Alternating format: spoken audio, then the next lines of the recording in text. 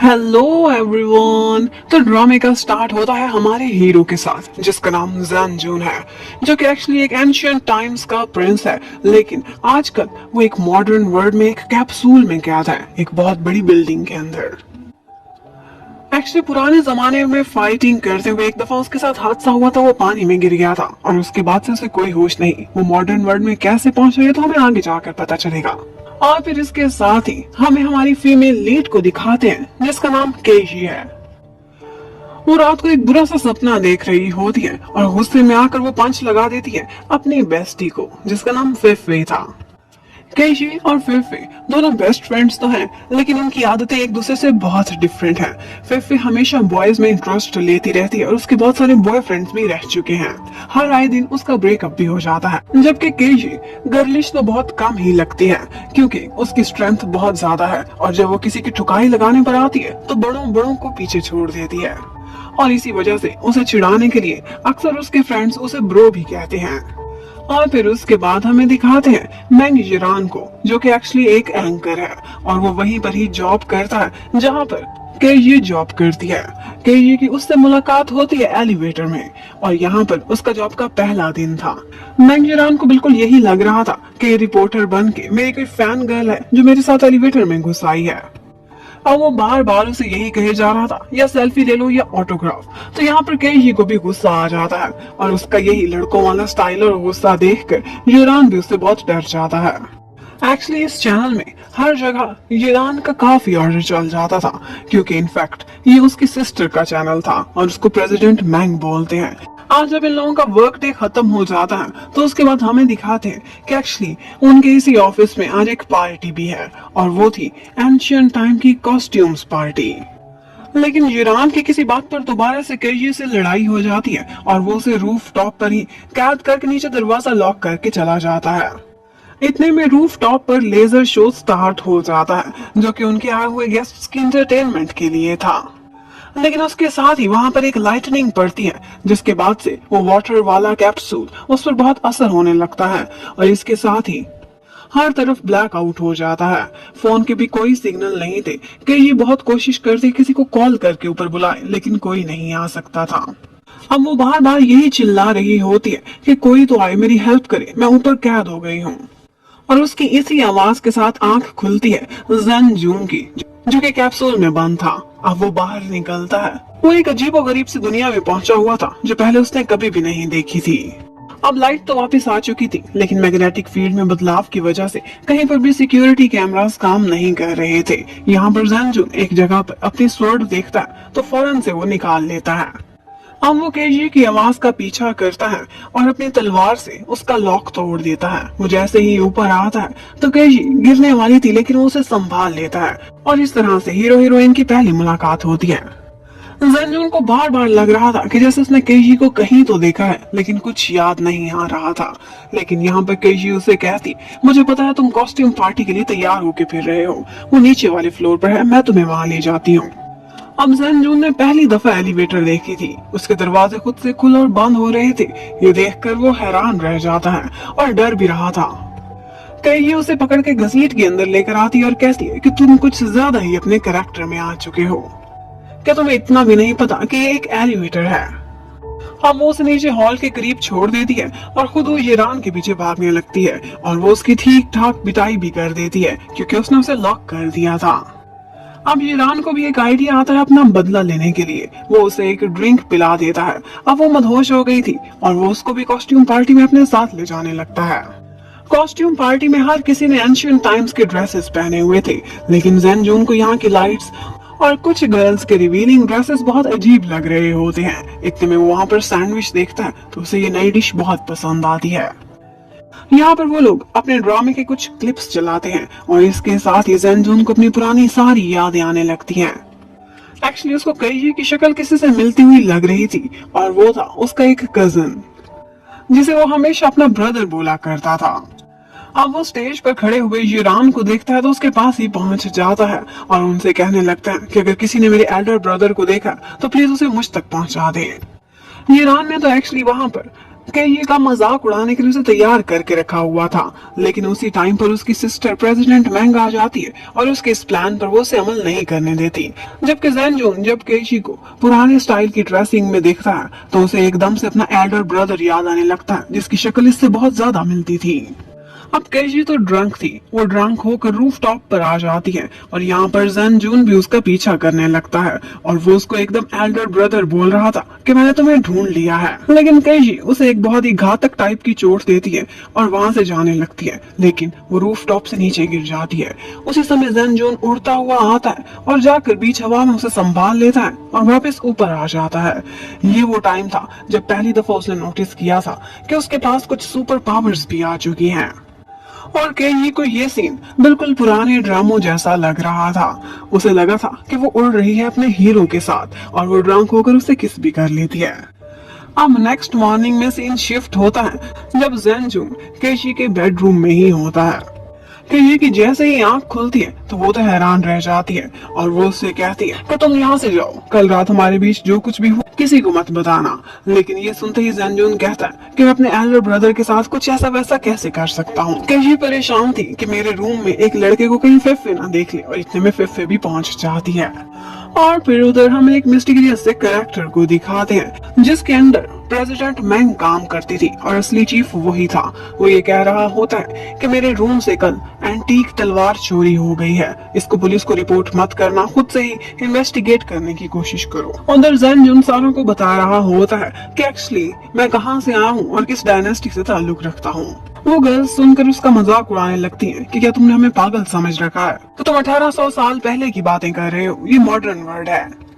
लेकिन फिफे को तो यही लग रहा था कि शायद ये लड़का कोई मेंटल पेशेंट है, लेकिन साथ ही साथ वो ये भी सोचती है कि ये एक्सट्रीमली हैंडसम भी है और क्यों ना मैं इसके साथ कुछ समय बिताऊं। वो तो मजाक में ये भी कह देती है कि तुम मुझे डार्लिंग बुला सकते हो। लेकिन जैनजून को बहुत फर्क पड़ रहा था क्योंकि उसने शॉर्ट्स पहनी हुई थी और वो यही कहता है कि प्लीज आप खुद को कवर करने की कोशिश करें मिस डार्लिंग। अब यहाँ पर जैनजून एक दफा खुद को मिरर में देखता है तो उसे पता चलता है कि उसके बाल तो छोटे हो चुके हैं। वो रोने लगता है और इतने में केजी को याद आता है कि कल उसने ड्रंक होकर इसके लंबे लंबे बाल छोटे कर दिए थे। अब वो बहुत रोता है और कहता है कि मैं अपने एंसेस्टर्स को क्या मुंह दिखाऊंगा, उनके पुराने जमाने में बाल काटने की रिवायत ही नहीं थी। और यहाँ पर उसे अपनी बॉडी पे बहुत सारे बदलाव नजर आते हैं। एक घाव था जो उसके दिल के करीब था। तो यहाँ पर फेफे कहने लगती है कि कहीं तुम 9-tailed फॉक्स तो नहीं हो जिसके खून पर वो इंसान पलता होगा जिसने तुम्हें 1800 साल कैद रखा है। वेल अब केजी ने तो काम पर जाना था और पीछे वो फेफे के हवाले करके चली जाती है जैनजून को। अब ऑफिस जाकर केजी को पता चलता है कि एक एंटीक तलवार मिसिंग है। यही तलवार तो उसने कल जैनजून के पास देखी थी, जो कि उसका कहना था कि मेरी खानदानी तलवार है। लेकिन वो चुप कर जाती है और किसी को कुछ भी नहीं बताती। उधर फेफे ने जैनजून को मॉडर्न कपड़े भी पहना दिए थे जो कि एक्चुअली वो अपने एक्स बॉयफ्रेंड के लिए लेकर आई थी। और थोड़ी ही देर बाद उसने जैनजून की बड़ी अच्छी सी कटिंग भी करा ली थी और वो बहुत ज्यादा हैंडसम लग रहा होता है। उसी टाइम पर केजी को भी कॉल आती है कि इमरजेंसी है और जल्दी जल्दी फेफे ने उसे बुलाया है। जैनजून ने आज पहली दफा टीवी देखा था तो वो तो उन पर तलवार भी निकाल लेता है, लेकिन यहाँ फेफे बड़ी मुश्किल से कंट्रोल करती है और समझाती है कि इसमें से कुछ भी रियल नहीं है, ये सिर्फ पिक्चर्स हैं जो स्क्रीन पर दिख रही हैं। ध्यान से सुनो, ये बहुत एक्सपेंसिव चीज है। इस आ रही होती है तो वो देखती है कि कोई उसका पीछा कर रहा है। एक्चुअली प्रेसिडेंट मैंग ने किसी को उसके पीछे भेजा था। जैनजून तो घर पर बहुत अच्छा समय बिता रहा होता है। फेफे उसे बहुत सी चीजों के बारे में बताती है जो कि मॉडर्न वर्ल्ड में थी। वो देख देख कर हैरान हो रहा था और फेफे बस इसी बात से खुश थी कि उसके साथ एक हैंडसम लड़का है और वो उसका काफी एडवांटेज भी उठाती है और मैनर्स के चक्कर में वो उसके काफी क्लोज भी आ जाती है। और जब तक केजी घर पहुंचती है तो ऐसा लग रहा था कि जैसे जैनजून ने बड़ी मुश्किल से अपनी इज्जत बचाई है। अब केजी भी एक चाल चलती है और अपनी उस कोलीग को चक्कर दिलाने के लिए फेफे को अपने कपड़े पहनाकर बाहर भेज देती है। जबकि फौरन से वो पुलिस स्टेशन से पता करती है तो उसे मालूम पड़ता है कि किसी ने भी एंटीक तलवार चोरी होने की कोई भी रिपोर्ट नहीं लिखवाई। इसका मतलब है कि कुछ तो फिशी है। यहाँ पर जब जैनजून आता है तो केजी उसे समझाती है, कहती है तुम देख सकते हो कि मैं एक लड़की हूँ, मैं तुम्हारा एल्डर ब्रदर नहीं हूँ, इसलिए मुझे इस नाम से मत बुलाना। लेकिन अगर तुम अपने एल्डर ब्रदर के पास जाना चाहते हो तो मैं तुम्हारी हेल्प कर सकती हूँ। अब वो उसकी स्वॉर्ड को कवर कराती है और उसे अपने साथ ले जाने लगती है। उसे बहुत सी बातें भी सिखाती है कि किस तरह से वो रेड लाइट के आने पर रुक जाते हैं, और वो बिल्कुल ऐसे ही ऑर्डर करने लगता है कि जैसे वो मॉडर्न एरिया में भी एक प्रिंस हो। ये सारी हरकतें करता हुआ वो बहुत हैंडसम लग रहा था। जब वो इतनी ऊंची ऊंची बिल्डिंग्स देखता है और बस का सफर कर रहा, तो उसे ये सारा कुछ बहुत अजीब लग रहा था। लेकिन उसके साथ केजी थी तो वो खुद को काफी प्रोटेक्टेड फील करता है। अब केजी उसको एक पॉइंट पर लेकर जाती है। तब तक रात हो चुकी थी। वो उसे कुछ स्टार्स दिखाती है, कहती है कि जब ये 5 स्टार्स एक लाइन में आ जाएंगे तो तभी इसी स्पॉट पर तुम्हारे ऊपर एक लाइट पड़ेगी, जिसके बाद तुम अपनी दुनिया में वापस पहुंच जाओगे अपने एल्डर ब्रदर के पास, और तब तुम जाना और अपने सारे मिशन पूरे करना इस तलवार के साथ जो कि रह गए हैं। लेकिन शर्त ये है कि तब तक तुमने इस पॉइंट से जरा भी नहीं हिलना। ये कहती हुई वो वहां से चली जाती है और जाते जाते उसे कुछ पैसे भी देकर जाती है, क्योंकि उसे उस पर दया आ रही थी। वो सिर्फ उसे अबंडन कर रही थी। और वो उसके हाथ पर एक नंबर भी लिख कर जाती है जो कि इमरजेंसी का नंबर था, ताकि अगर वो किसी मुश्किल में हो तो लोग कॉल कर दें और इसे इमरजेंसी वाले ले जाएं। अब जब केजी ये सारा कुछ करके वापस जा रही होती है तो जैन जुन उसे वापस बुलाता है और कहता है कि बहुत ठंडी हवा चल रही है, तुम्हें ठंड ना लग जाए इसलिए उसे अपनी जैकेट पहना देता है। वो तो उसके साथ धोखा कर रही थी और वो इतना केयरिंग था। ये देखकर एक दफा तो केजी का मन पिघलता है। वो उसे थोड़ी देर देखती रहती है और फिर खामोशी से चली जाती है। लेकिन थोड़ी ही देर बाद वहाँ तेज बारिश स्टार्ट हो जाती है। केजी अपने घर में आराम से लेटी हुई थी। वो खुद को बहुत तसल्ली देती है कि वो लड़का वहाँ नहीं खड़ा रहेगा, वो चला जाएगा। लेकिन एक्चुअली ज़ेनजो बारिश में खड़ा भीग रहा होता है। एक दो गार्ड्स भी आकर उसे वहाँ से हटाने की कोशिश करते हैं, लेकिन फिर उनको लगता है कि ये कोई प्यार में दीवाना खड़ा हुआ है। वो पुराने जमाने का इंसान था, बिल्कुल सीधा साधा था और अपनी धुन का भी पक्का था। वो वहाँ से 1 इंच भी नहीं हटता। उधर केजी को भी नींद नहीं आ रही थी। वो सोचती है कि क्यों ना एक दफा उसे जाकर देख लूं। वो जैसे ही वहां पहुंचती है छाता लेकर, तो जैनजुन वहीं खड़ा हुआ था। वो उससे कहती है कि तुम यहाँ से गए क्यों नहीं, क्या तुम पागल हो, खुद को बीमार कर लोगे। अब यहाँ पर जैनजुन को भी अंदाजा हो जाता है कि केजी ने सिर्फ उसे पागल बनाया था। वो मॉडर्न डे की एक लड़की उस सीधे साधे लड़के को बेवकूफ बना रही है। वो उससे कहता है कि तुम यहाँ से चली जाओ, मैं यहाँ से बिल्कुल नहीं हटूंगा और तुम्हारे साथ वापस कभी नहीं जाऊंगा। अब बारिश में घंटों भीगने के बाद जब जैनजुन बेहोश होकर नीचे गिरता है तो केजी पलट कर आती है और उसे संभाल लेती है। ये सीन बिल्कुल वैसे ही था जैसे पुराने जमाने में जब भी उसे कोई दुख पहुंचता था तो उसका एल्डर ब्रदर उसे संभालने के लिए पहुंच जाता था। केजी में किसी न किसी तरह से उसके एल्डर ब्रदर की ही झलक आती थी। शायद केजी के वो इंसेस्टर्स में से हो। अब वो उसे अपने साथ कैरी करके घर ले जाती है और उसके बाद जब जैनजुन को होश आता है तो केजी उसे बताती है कि मैं तुम्हें लेकर तो आई हूँ, लेकिन टैक्सी ड्राइवर बहुत ही स्वीट था, उसने ही तुम्हारे कपड़े चेंज किए, मैंने तो में हाथ भी नहीं लगाया। और इसके साथ ही वो उसके लिए मेडिसिन बनाने लगती है। अब यहाँ पर जैनजुन की नजर उसकी डीप नेक पर पड़ती है तो उसे एकदम से कुछ ख्याल आने लगते हैं। वो सोचता है कि इस लड़की का मैंने बहुत ही एडवांटेज उठा लिया है। वो आज से पहले कभी भी किसी लड़की से इतना क्लोज नहीं हुआ था जितना कि वो केजी से हुआ था। और अब बार बार उसे यही ख्याल आने लगते हैं कि जिस तरह से उन्होंने एक रात एक ही बेड शेयर किया था। इसके अलावा उसका जितना केजी से क्लोज होना, इवन के उन दोनों की किस भी, ये उसकी लाइफ में पहली दफा हुआ था। वो फैसला करता है कि अगर मैंने एक लड़की का एडवांटेज उठाया ही है तो मैं इसकी पूरी पूरी रिस्पॉन्सिबिलिटी भी लूंगा और इसको कंपनसेशन भी दूंगा। अब नेक्स्ट मॉर्निंग जैसे ही केजी अपने कमरे का दरवाजा खोलती है तो देखती है आगे जैनजुन नील डाउन करके बैठा हुआ है और उससे कहता है कि देखो जो कुछ भी हमारे बीच हुआ है, मैं ऐसा वैसा लड़का नहीं हूँ, मैं पूरी जिम्मेदारी लूंगा और इसलिए मैं कह रहा हूँ कि मैं तुमसे शादी करने के लिए भी तैयार हूँ। अब ये मैरिज प्रपोजल सुनते ही केजी की तो हैरानगी से आंखें खुली की खुली रह जाती है।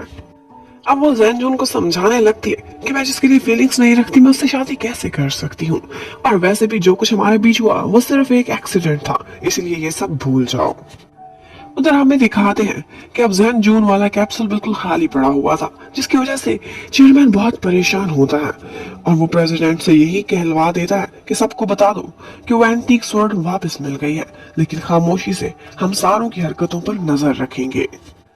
अब नेक्स्ट डे नाश्ते की टेबल पर जैनजुन दोबारा से केजी से पूछता है कि तुमने शादी वाले सवाल पर मुझे जवाब नहीं दिया था।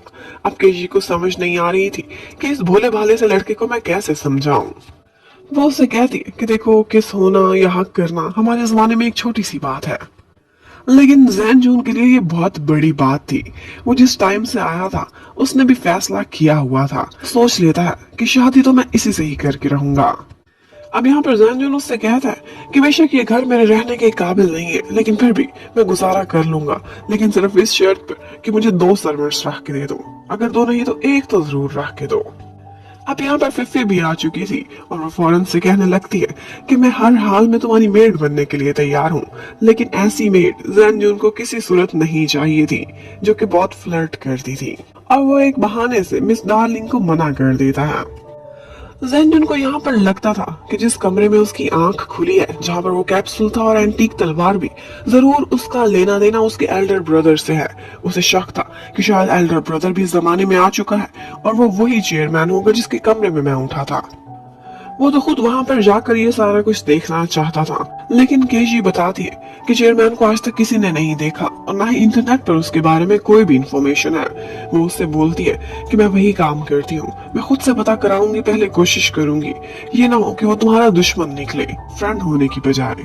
अब नेक्स्ट डे ऑफिस के बाहर केशी को यूरान मिलता है जो उसे फ्लर्ट कर रहा था, और वो भी बड़े मजे से उसकी कार में बैठ जाती है क्योंकि वो मैम यूरान से कुछ बातें निकलवाना चाहती थी ऑफिस के बारे में। अब वो उसे बातों के बहाने एक दफा चेयरमैन के बारे में पूछती है कि क्या उसकी शक्ल मुझसे तो नहीं मिलती, क्योंकि उसे पता था कि जैन जून के एल्डर ब्रदर की शक्ल मुझसे मिलती है। लेकिन मैंग जिरान भी बहुत टेढ़ा इंसान था, उसने कहा कोई सीधा जवाब देना था, वो बस शरारतें ही करता रह जाता है। अब उसके बाद उनके ऑफिस में एक मीटिंग होती है जिसमें उनको एक टास्क मिलता है कि एक सेलिब्रिटी है जो कि आजकल अंडरग्राउंड गई हुई है, उसके घर पर बहुत अरसे बाद एक पार्टी हो रही है, इसलिए उनकी एक रिपोर्टर डिस्कस करके वहां जाएगी और वो रिपोर्टर चुनी जाती है केजी, जिसको मैंग जेरान की गर्लफ्रेंड बनकर वहां जाना होगा। केशी को इसलिए चूज किया था क्योंकि वो थोड़े अरसे पहले ही यूएसए से आई थी और यहाँ पे बहुत कम लोग उसे पहचानते हैं। केशी बेचारी के पास पार्टी के लिए कोई फॉर्मल ड्रेस नहीं था, तो येरान उसे अपने साथ शॉपिंग पर लेकर जाता है और एक ड्रेस उसके लिए डिसाइड कर लेता है। लेकिन इतने में उसे एक इमरजेंसी घर से कॉल आई थी और उसे भागते हुए वहां पहुंचना पड़ता है क्योंकि पता चलता है कि जैनजू ने नहाने की कोशिश की थी और इसी चक्कर में उनके सारे घर में पानी जमा हो जाता है। अब जब केजी उसे डांट रही होती है तो यहाँ पर जिरान काफी इंजॉय करता है, लेकिन इतने में जैन जून की तलवार एक दफा गिरती है और उस पर जिरान की नजर पड़ने ही वाली थी, लेकिन केजी सारा कुछ संभाल लेती है। अब इसके बाद वो जैन जून के कमरे में जाकर उसे बताती है कि आज मुझे काम के लिए बाहर जाना है, मैं रात को लेट हो जाऊंगी। लेकिन जैन जून बहुत पोजेसिव टाइप का इंसान था, उसने इस लड़की से शादी का फैसला किया था। वो कहता है कि लड़कियों का लेट नाइट तक बाहर रहना अलाउड नहीं है, इसलिए तुम 8 बजे से पहले पहले वापस आ जाना। अब केजी तो चली गई थी, उसे भी बहुत क्यूरियोसिटी थी, तो वो भी उसी चेयरमैन वाले रूम में दोबारा चला जाता है। उसके पास सुपर पावर्स थी जिसकी वजह से सिक्योरिटी की नजर भी उस पर नहीं पड़ती। वो वहां पर सारी चीजें चेक कर रहा होता है, लेकिन इससे पहले कि उसे कोई भी क्लू मिलता वहां पर प्रेसिडेंट मैंग आ जाती है और वो उनसे छुपने के चक्कर में वहां से बाहर निकल जाता है। जबकि उसी टाइम पर हमें दिखाते हैं कि पार्टी में पहुंची हुई होती है केजी जेरान के साथ उसके फियांसी बनकर। जबकि जैन जून खाना खाने के लिए रेस्टोरेंट पर जब पहुंचता है तो बिल के टाइम पर वो बहुत सारी चीजें अपने पॉकेट से निकाल कर रखता है और उसी में ही एक कॉन्डम का पैकेट भी था। अब शॉप वाले अंकल काफी हैरान थे उसकी ये हरकत देखकर। वो उसे समझाते हैं कि ये क्या चीज है और किस लिए यूज होती है, तुम उसे क्यों ऐसे लेकर फिर रहे हो। और यहीं पर जैन जून को याद आता है कि ये चीज एक्चुअली येरान की पॉकेट से सोफे पर गिरी थी और जैन को लगा था कि ये पैसे हैं, तो उसने उठाकर अपने पॉकेट में रख लिया।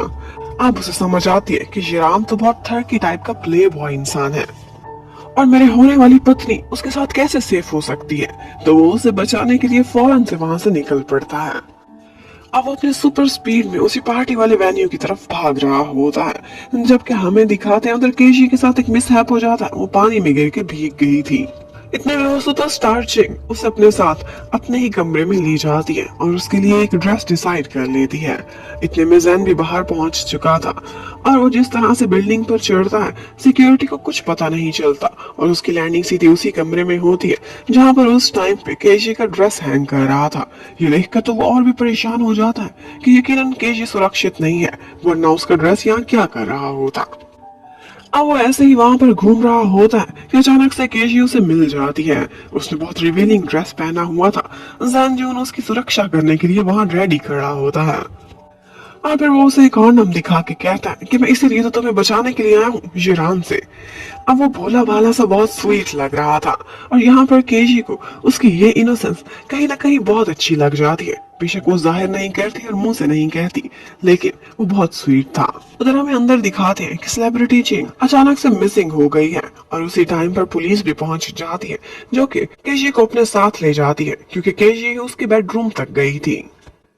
अब वो इन्वेस्टिगेशन के बीच बताती है कि एक सीन मैंने देखा था, चिंग किसी लड़के से लड़ रही थी और वो शायद उसका एक्स बॉयफ्रेंड था। इसके बाद क्या हुआ वो कहती है मुझे कुछ पता नहीं है। उसने पुलिस को तो नहीं बताया था कि उसने एक्स बॉयफ्रेंड की शक्ल देखी है, लेकिन एक्चुअली उसने देखी थी। सिर्फ देखा ही नहीं था बल्कि उसके इयररिंग्स में ये सारा कुछ रिकॉर्ड भी हो रहा था। वो लड़का और कोई नहीं बल्कि यूरान था, जिसको चिंग बार बार शादी के लिए मनाने की कोशिश कर रही थी। लेकिन बाद में केजी को यूरान बताता है कि बेशक हम लड़ रहे थे, मैं वहां से चला गया था और मेरा उसके मिसिंग होने से कोई लेना देना नहीं है। यहाँ पर प्रेसिडेंट मैंग भी पहुंची हुई होती है और वो उसे कंपनी की रेपुटेशन की बात कहकर चुप करा देती है कि इस वीडियो के बारे में किसी को ना बताना, इससे कुछ साबित भी नहीं होता। अब जब केशी घर वापस लौटती है, जैन तब तक नहीं था और वो अपनी पुरानी आदत के मुताबिक बड़े मजे से अपने कपड़े चेंज कर रही होती है कि अचानक से जैन आ जाता है। उसने अपना ड्रेस अनजिप कर दिया था और जैसे ही वो आता है उसकी फ्रॉक अपने पैरों तले आती है और नीचे गिर जाती है। और इस एम्बैरेसिंग मोमेंट पर जैन ने उसको बहुत अच्छे से गौर से देख लिया था और फिर उसके बाद वो पीछे की तरफ मुड़ जाता है। अब यहाँ पर केजी उसे बहुत डांटती है जब वो उसे बताता है कि हाँ मैंने तुम्हें देख लिया है। वो उससे कहती है कि ऐसे मौके पर लड़की को कहते हैं कि मैंने कुछ भी नहीं देखा। जैन बहुत इनोसेंट था, उसे अभी तक झूठ बोलना नहीं आता था। इतने में केजी बात बदलती है और कहती है तुमने सारा घर गीला किया है तो ये सारी बुक्स जो मेरी हैं अब ये तुम ही ड्राई करोगे। यहाँ पर जैन को बुक्स में बहुत इंटरेस्ट होता है। केजी उसके पास बहुत सारी बुक्स लेकर आती है और एक डिक्शनरी भी देती है कि अगर तुमने मॉडर्न वर्ड की फ्रेजेस देखनी है तो तुम यहाँ से हेल्प ले सकते हो। अब उसके बाद केजी तो सो जाती है, जबकि जैन को वो बुक्स पढ़ते पढ़ते पूरी रात गुजर जाती है। उसके पास सुपर पावर्स थी और उसके पास एक फोटोग्राफिक मेमोरी भी थी। वो पूरी रात में वो सारी की सारी बुक्स पढ़ लेता है और ये सारा नॉलेज उसके माइंड में ऐसे ही फिक्स होकर रह गया था कि जैसे कोई कंप्यूटर हो। केशी जब सुबह ये देखती है और उससे कंफर्म हो जाता है कि इसने वाकई ये बुक्स पढ़ी तो वो हैरान रह जाती है और उससे वादा करती है कि इससे ज्यादा बुक्स तो मैं तुम्हें नहीं दिला सकती, लेकिन कंप्यूटर यूज करना जरूर सिखाऊंगी, उससे तुम काउंटलेस चीजें सीख सकते हो। उधर केशी आज ऑफिस में प्रेसिडेंट मैंग के पास जाती है और कहती है कि मुझे डर लग रहा है, मुझे लगता है हमें पुलिस से कोई बात नहीं छुपानी चाहिए थी, हम वो वीडियो दिखा क्यों नहीं देते। लेकिन मैंग का कहना था कि हम ऐसे ही एक मामले में उलझ जाएंगे, हमारी रेपुटेशन भी खराब होगी और वैसे भी उस वीडियो से कोई भी क्लू नहीं मिलता है। और उसी टाइम पर चोरी चोरी कोई ऑफिस में उनकी ये बातें भी सुन रहा था। आज केशी जल्दी ऑफिस से घर आ जाती है। जन देखता है कि उसका मूड थोड़ा खराब लग रहा है कल वाले इवेंट की वजह से, तो वो उससे कहने लगता है कि लड़कियों को खुश करने का एक ही तरीका है और वो होती है शॉपिंग, क्यों ना हम दोनों शॉपिंग के लिए चले। अब ये देखकर केशी हैरान रह गई थी कि थोड़े ही दिनों में ये लड़का बहुत कुछ सीख चुका है, ये बहुत आगे तक जाएगा। जबकि उधर कोई प्रेसिडेंट मैंग के कंप्यूटर से एक फाइल निकाल लेता है, वो कौन होता है ये तो हमें भी नहीं पता। जबकि इतने में जैन और केजी दोनों एक शॉपिंग मॉल में पहुंचे हुए होते हैं। जैन बहुत खुश होता है क्योंकि वो पहली दफा ऐसी जगह पर आया था। अब वो हर जगह जाकर देखता है, बहुत सी शॉपिंग करने की कोशिश करता है, नई नई हरकतें भी कर रहा था और ये सब करता हुआ एक्सट्रीमली क्यूट लग रहा होता है। केजी भी उसे इस तरह से देखकर काफी खुश हो गई थी, उसका मूड बदल चुका था। अब एक दफा वो अपने लिए एक ड्रेस पहन कर आता है जिसमें वो एक्सट्रीमली हैंडसम लग रहा था। केजी भी उसे देखती है तो देखती रह जाती है, लेकिन जब उसे इस ड्रेस की कीमत पता चलती है तो वो हैरान रह जाती है और उससे कहती है कि ये चेंज करो, ये तो मैं तुम्हारे लिए बिल्कुल अफोर्ड नहीं कर सकती। लेकिन यहाँ पर हमारा हीरो भी बिल्कुल बच्चों की तरह जिद कर देता है और कहता है कि ये ड्रेस तो मैं लेकर ही जाऊंगा। अब जब केजी बिल पे कर रही होती है तो वो उससे कहती है कि तुम हैंडसम लग रहे हो, इसीलिए मैं तुम्हें ये ड्रेस दिला रही हूँ, लेकिन तुम्हें ये पैसे वापस करने होंगे। जैन भी वादा करता है कि एक दफा मैं कमाने लग जाऊं तो मैं 10 गुना वापस करूंगा।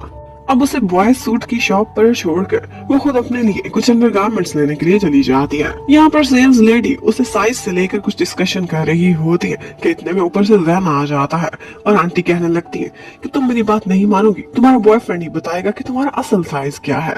अब जैन इतना इनोसेंट था कि उसे अपना मशवरा देने लगता है कि तुम्हें कौन सा साइज पूरा आएगा और साथ में याद भी कराता है कि मैंने तुम्हें देखा तो था। और ये सुनते ही केशी को बड़ा गुस्सा आता है। जैन को भी एकदम याद आता है और वो कहने लगता है नहीं नहीं मैंने तो कुछ भी नहीं देखा। अब जब केजी बाहर जा रही होती है तो उसकी टक्कर एक लड़की से होती है।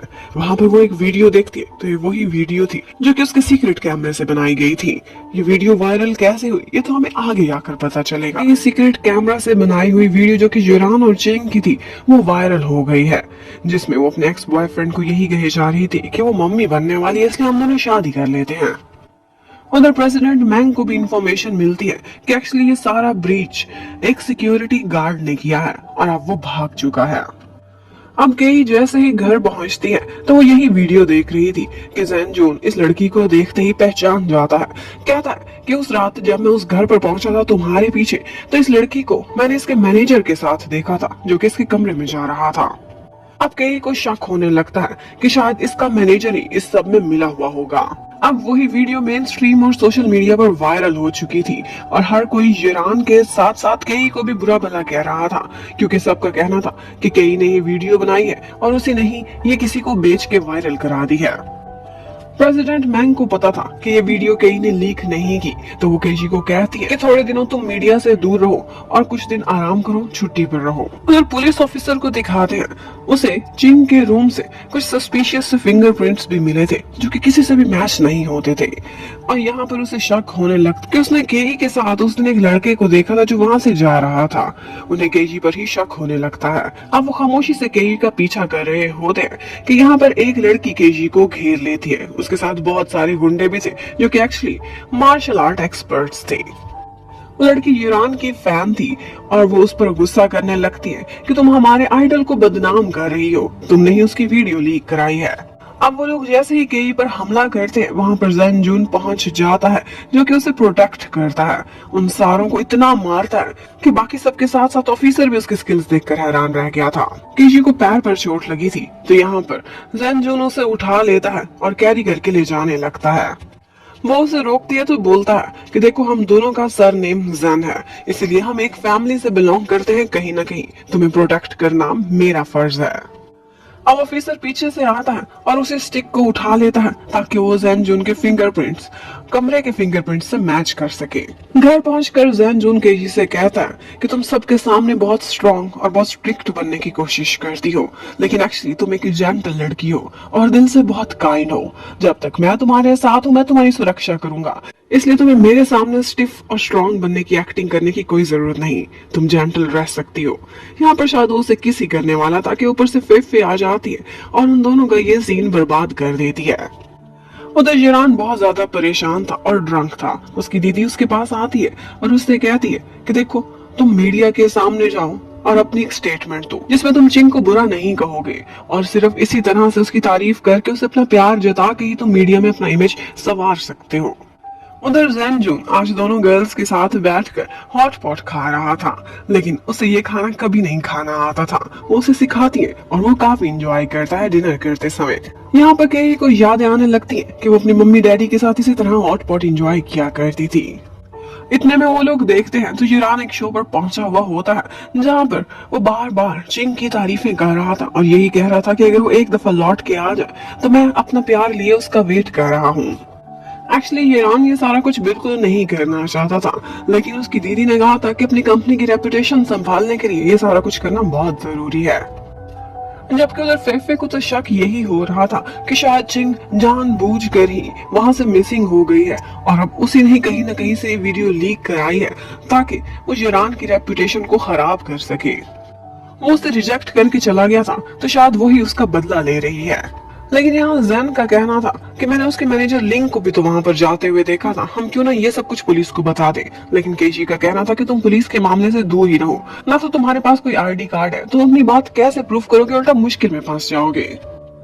उधर केई के बारे में सोशल मीडिया पर लोग बहुत ज्यादा बकवास कर रहे थे।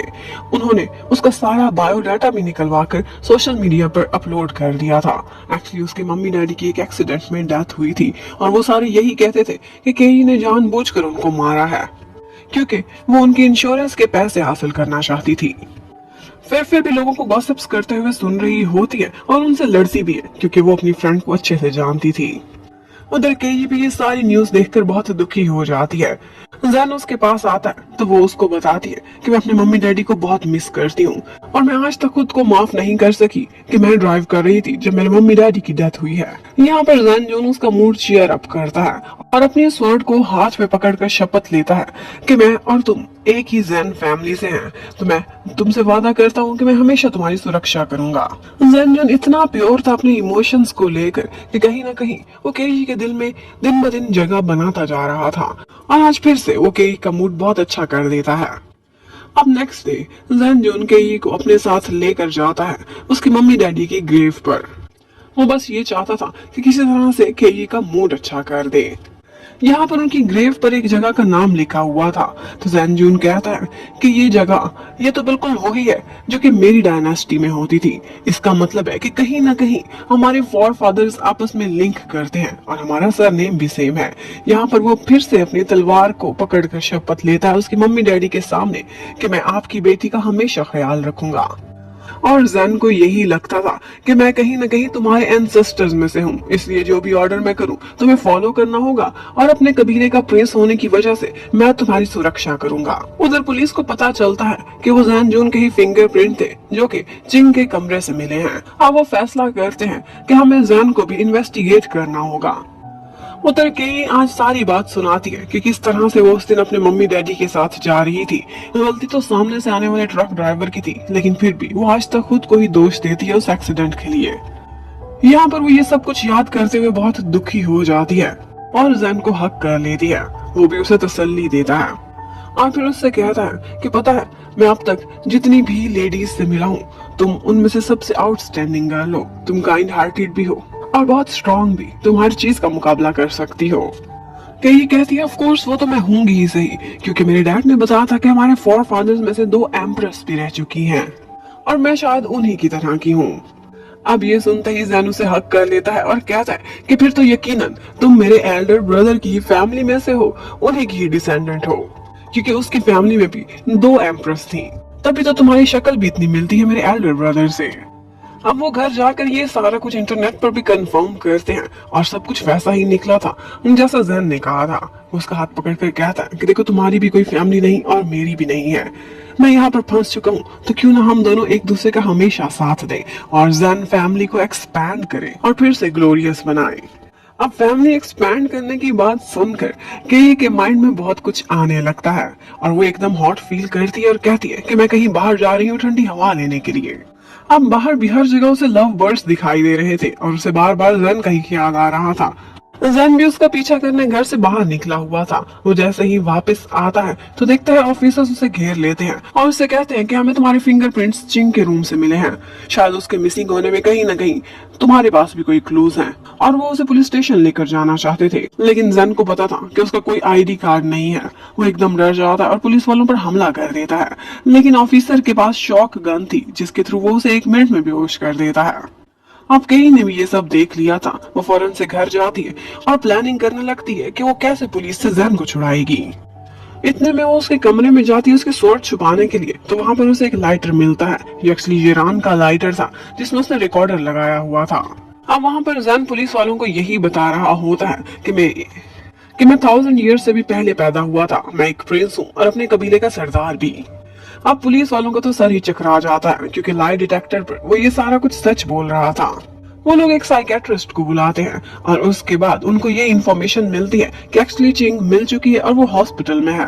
अब फौरन से केई भी उसी हॉस्पिटल में पहुंच जाती है और वहीं पर ही प्रेसिडेंट मैंग और ईरान भी आते हैं। ईरान को यहाँ चिंग के साथ बहुत प्यार से बर्ताव करना पड़ता है क्योंकि वो अपना इमेज सीधा करना चाहता था। वो पुलिस को यही बताती है कि एक्चुअली मेरी सारी बातें मेरी मैनेजर ने सुन ली थी और मेरे मैनेजर ने ही मुझे किडनैप किया था क्योंकि वो मुझे ब्लैकमेल कर रहा था कि मैं प्रेग्नेंट हूँ, वो ये बात लीक कर देगा। और जब उसने मुझे किडनैप किया था तो वहाँ एक्सीडेंटली वो बिल्डिंग से नीचे गिर गया था हमारे बीच लड़ाई के दौरान, और इसी वजह से अब उसकी डेथ भी हो चुकी है। उधर के ये पुलिस ऑफिसर से कहती है कि अब तो चिंग वापस आ गई है, तो प्लीज आप लोग जैन को छोड़ क्यों नहीं देते। एक्चुअली जैन और केजी ने दोनों ने मिलकर डिसाइड किया हुआ था कि वो दुनिया को यही बताएंगे कि वो दोनों आपस में रिलेटिव हैं, और जैसा कि असल में भी उनको लगता था कि जैन उसका एंसेस्टर है, तो वो यही बोलेगी कि वो मेरा लिटिल ग्रेट अंकल है। वो पुलिस को भी यही बताती है। वो कहते हैं ठीक है, उसके आईडी कार्ड्स ले आओ और उसे छुड़ा के ले जाओ। यहाँ पर केई वही रिकॉर्डर वाला लाइटर प्रेसिडेंट मैंग को दे देती है, जबकि केई पुलिस स्टेशन जाकर सारों को यही बताती है कि एक्चुअली मेरे लिटिल ग्रेट अंकल को बचपन में भेड़िए लेकर चले गए थे और फिर बहुत सालों बाद मेरे दादाजी हंटिंग करने गए थे तो ये दोबारा से उनको मिल गया, इसलिए इसका कोई भी रिकॉर्ड नहीं है। अब पुलिस ऑफिसर्स ये सुनकर बहुत हंसते हैं और उसका मजाक उड़ाते हैं, कहते हैं कि लगता है तुम सारे जहनी मरीज एक ही फैमिली में पैदा हुए हो, तुम्हारा अंकल भी ऐसा है और तुम भी। लेकिन यहाँ पर फिर कुछ मिस्टीरियस होता है और अचानक से जैन जून का रिकॉर्ड उनके डेटाबेस में मिल जाता है जो कि पहले बिल्कुल मिसिंग था। अब इसी बात को लेकर केई और जन दोनों हैरान थे कि अचानक से उसका रिकॉर्ड कैसे आ गया जबकि वो तो एंशिएंट टाइम्स से आया है। यहाँ पर जन केई को बताता है कि वो लाइटर इस तरह से मेरे कमरे में पहुंचा था कि हीरान की पॉकेट से वो गिर गया था और गलती से उसने उठा लिया था, उसे तो मालूम भी नहीं था कि इसमें कोई रिकॉर्डर लगा हुआ है। यहाँ पर जन एक कैट को पेड़ पर फंसे हुए देखता है तो वो फौरन से फ्लाई करता हुआ जाता है, उसे रेस्क्यू कर लाता है। यहाँ पर कई उसे समझाते क्या आइंदा से तुम अपनी सुपर पावर्स और अपना फ्लाई करने का टैलेंट मेरे अलावा किसी के सामने नहीं दिखाओगे, वरना लोग तुम्हें पकड़ लेंगे और एलियन समझकर तुम पर रिसर्च करने लगेंगे। अब उसके बाद वो लोग घर जाते हैं और डिनर प्रिपेयर कर रहे होते हैं। जैन केई की हेल्प तो बहुत करना चाहता था लेकिन उसे घर के काम बिल्कुल नहीं आते थे। यहाँ पर वो उसे सिखाती है कि किस तरह से अच्छे से वेजिटेबल्स को धोते हैं। अब इसी बीच उन दोनों के हाथ टकराते हैं और जैन हिम्मत करता है, फौरन से उसका हाथ पकड़ लेता है और उससे कहने लगता है कि तुमने आज मेरी हेल्प की है, इसके लिए मैं तुम्हारा बहुत थैंक्स करता हूँ। अगर तुम न होती तो मैं इस दुनिया में सरवाइव नहीं कर सकता था। तुमने मुझे अपने साथ रखा हुआ है, तुम ही तो मेरे सारे एक्सपेंसेस बेयर करती हो। मैं जल्द ही इस दुनिया में कोई जॉब तलाश करूंगा ताकि मैं तुम्हारा भी अच्छे से ख्याल रख सकूं और मैं ये भी चाहता हूं कि तुम्हारे सारे एक्सपेंसेस आइंदा से मैं बियर करूं, बिल्कुल वैसे ही जैसे एक हस्बैंड करता होता है। उसके बाद केशी जब आज अपने ऑफिस में जाती है तो उसे एक गुड न्यूज मिलती है। प्रेसिडेंट मैंग बोलती है कि तुम्हें एंकर वुमन बनाना चाहते हैं और उसके लिए तुम्हें एक कंपटीशन में भाग लेना होगा, जो लोग भी क्लियर करेंगे उन्हें एंकर बना दिया जाएगा। जबकि उसी टाइम पर हमें वो चिंग को दिखाते हैं। चिंग की हरकतें काफी सस्पिशियस लग रही थी। ऐसा लगता है कि जैसे वो पुलिस के सामने कुछ याद करने की बहुत सारी एक्टिंग कर रही हो, लेकिन जैसे ही पुलिस वहां से चली जाती है तो वो किसी को कॉल करती है और उससे पूछने लगती है कि ईरान कहाँ है, उस पर सारी नजर रखनी है। उसी टाइम पर हमें ईरान को दिखाते हैं, वो केजी के घर पर पहुंचा हुआ था सेलिब्रेट करने के लिए बिन बुलाया मेहमान बन के, क्योंकि केजी अब कंपटीशन में हिस्सा लेगी। ये अपॉर्चुनिटी उनके चैनल की तरफ से बहुत कम लोगों को मिली थी। यहाँ पर वो लोग काफी देर तक बातें करते हैं और यहाँ पर जन को याद आने लगती है कि एक दफा उसके एल्डर ब्रदर ने भी उससे पूछा था कि तुम्हें किस तरह की गर्ल्स पसंद है। एक्चुअली वो हमेशा से सिंगल रहा था, उसकी कभी भी कोई भी गर्लफ्रेंड नहीं थी। लेकिन अब केजी को देखने के बाद उसे अंदाजा हुआ था कि कौन सी लड़की उसकी आइडियल है और उसे कौन सी टाइप पसंद है, बिल्कुल केजी जैसी। वो हमेशा से केजी को एक स्पेशल जगह देता था और बहुत अच्छे से बिहेव भी करता था। उसके स्पेशल बर्ताव की वजह से केजी काफी नर्वस हो जाती थी और उसे भी जैन की तरफ बहुत अट्रैक्शन होने लगती है, लेकिन वो खुद को समझाती है कि मैं ऐसा कैसे सोच सकती हूँ, वो मेरा एंसेस्टर है और मैं उसकी डिसेंडेंट। यहाँ पर उसे ख्याल आता है कि क्यों ना मैं डीएनए टेस्ट कराऊं, ये वहम है या फिर हकीकत। अब ईरान सारी रात ड्रंक होने के बाद वहीं पर ही सोया रहता है और केजी उसे कान से पकड़कर उठाती है और अपने साथ ऑफिस ले जाने लगती है। जैसे ही वो लोग ऑफिस पहुंचते हैं तो वहाँ आज चिंग भी आई हुई थी और चिंग के सामने ईरान एक्टिंग करने लगता है, कहता है कि कल सारी रात में केजी के साथ था। केजी को बहुत ऑकवर्ड फील होता है। वो चिंग को समझाती है कि प्लीज कोई गलत मतलब मत निकालना, वहाँ पर मेरे लिटिल ग्रेट अंकल भी साथ थे और मेरी एक फ्रेंड भी, ये ड्रंक हो गया था इसलिए वहीं पर सो गया। इतने में चिंग वहां से बाहर जाती है तो केजी उसका पीछा करती है और उससे कहती है कि मेरा ईरान से कोई भी रिलेशन नहीं है और ना ही मैं उसे किसी और नजर से देखती हूँ, इसलिए प्लीज इनसिक्योर फील मत करना। यहाँ पर चिंग ऐसे एक्टिंग करती है कि जैसे इस सब से उसे कोई फर्क ना पड़ता हो, लेकिन एक्चुअली वो ईरान के ऊपर बहुत नजर रखती थी और उसे केजी पर गुस्सा भी था। लेकिन वो ऊपर ऊपर से बहुत अच्छा बनती है और आज उसे अपने साथ कॉफी पिलाने भी लेकर जाती है। यहाँ पर वो कुछ देर तो केजी से बातें करती रहती है। उसकी ज्यूरी में एज जज वो चिंग भी शामिल थी और फिर उसी टाइम पर हमें पुलिस ऑफिसर को दिखाते हैं। उसे जैन का रिकॉर्ड बहुत सस्पिशियस लग रहा था। पहले वो उनके डाटा में था ही नहीं, अचानक से नजर आया, लेकिन उसका रिकॉर्ड बिल्कुल क्लियर था। ना तो उसका कोई बैंक अकाउंट कहीं अपीयर हो रहा था और ना ही कोई एम्प्लॉयमेंट का रिकॉर्ड। वो हैरान थे कि ये 20 साल जिंदा कैसे रहा है। अब जैसे ही केजी और चिंग शॉप से बाहर आती हैं तो यहाँ पर चिंग साइड पर होकर किसी से बात करने लगती है और उसी टाइम पर केजी के ऊपर एक बिल बोर्ड गिरने लगता है। एक्चुअली ये काम कोई कर रहा था केजी को नुकसान पहुंचाने के लिए, लेकिन एंड टाइम पर वहां जैन पहुंच जाता है और अपनी स्वॉर्ड निकालकर उस बिल बोर्ड को टुकड़े टुकड़े कर देता है। उसने केजी की जान बचा ली थी और इसी इंसिडेंट के बाद पुलिस उसे अपने पास बुला लेती है। अब उन सारों की इन्वेस्टिगेशन हो रही थी। यहाँ पर चिंग पुलिस को बताती है कि मैं इसलिए आप लोगों से राब्ते में नहीं रह सकी क्योंकि मेरा मोबाइल ऑफ हो गया था, जबकि उधर कोई था जो जैन पर नजर रखे हुए था। वो उसके सारे स्टंट्स को भी पहचान लेते हैं कि ये इतना मार्शल आर्ट में एक्सपर्ट इस दुनिया में रहकर कैसे हो सकता है। जबकि जैन इन्वेस्टिगेशन के बाद जब घर पहुंचता है तो केजी से कहता है कि प्लीज तुम चिंग से दूर रहना, मुझे उससे बहुत नेगेटिव वाइब्स आती हैं और जब भी वो तुम्हारे इर्द गिर्द होती है कुछ बुरा जरूर होता है। लेकिन केजी का कहना था कि ये सब तुम्हारा वहम है, चिंग तो बहुत स्वीट सी लड़की है। यहाँ पर प्रपोज करती है कि जो तुम्हें शक है कि तुम मेरे इंसिस्टर हो तो क्यों ना हम डीएनए टेस्ट कराएं। लेकिन यहाँ पर जैन उसे बताता है कि एक्चुअली मेरा एल्डर ब्रदर मेरा रियल ब्रदर नहीं था, बल्कि उसको मेरे डैड ने अडॉप्ट किया हुआ था और वो हमारे एक जनरल का बेटा था, इसलिए डीएनए टेस्ट में ऐसा कुछ नहीं आएगा। अब ये सुनकर केजी को काफी खुशी भी होती है क्योंकि वो ब्लड रिलेशन में नहीं है और ना ही वो उसका ग्रेट ग्रेट ग्रेट ग्रैंडफादर है। एक्चुअली वो उसके लिए फीलिंग्स डेवलप करने लगी थी और अब ये सब उसे एक टैबू नहीं लग रहा था। अब नेक्स्ट डे जैन केजी को उसके ऑफिस तक ड्रॉप करने के लिए साथ वॉक पर जाता है और उससे कहता है कि मैं भी आज से अपनी जॉब हंटिंग स्टार्ट कर रहा हूँ। लेकिन केजी को लगता था कि इसे कौन जॉब देगा सिवाय मार्शल आर्ट के और स्टंट्स करने के, इसे आता ही क्या है। अब उसे ड्रॉप करने के बाद जब वो वापस जा रहा होता है तो उसी वक्त स्पोर्ट्स कार में एक लड़की आती है जो कि उसके रास्ते में बार बार आए जा रही थी। एक्चुअली वही लड़की डू थी जिसने अपने मार्शल आर्टिस्ट के साथ पिछले एपिसोड में केजी पर हमला किया था। वो उसे अपने साथ कार में बिठाती है और कहती है कि मैं तुम्हें एक जगह लेकर जा रही हूँ क्योंकि मुझे लगता है कि उस जगह में तुम्हें काफी इंटरेस्ट होगा। वो एक्चुअली उसे अपने मार्शल आर्ट क्लब में लेकर आई थी और अनाउंस करती है कि अब से यहाँ की टीचर तुम हो क्योंकि तुमसे ज्यादा स्किल्ड यहाँ पर और कोई भी नहीं। ये सुनते ही वो वहां से निकलने वाला था कि एक लड़का उसका रास्ता रोकता है जो कि खुद को बहुत ज्यादा महान समझता था और उसे चैलेंज कर देता है कि तुम यहाँ अपनी मर्जी से आए हो लेकिन जाओगे मेरी मर्जी से। और फिर वो सारे के सारे उससे कंपटीशन करने लगते हैं। लेकिन जब जैन यहाँ पर अपनी स्किल्स उनको दिखाता है तो वो सारे के सारे एक ही मिनट में ढेर होके रह गए थे।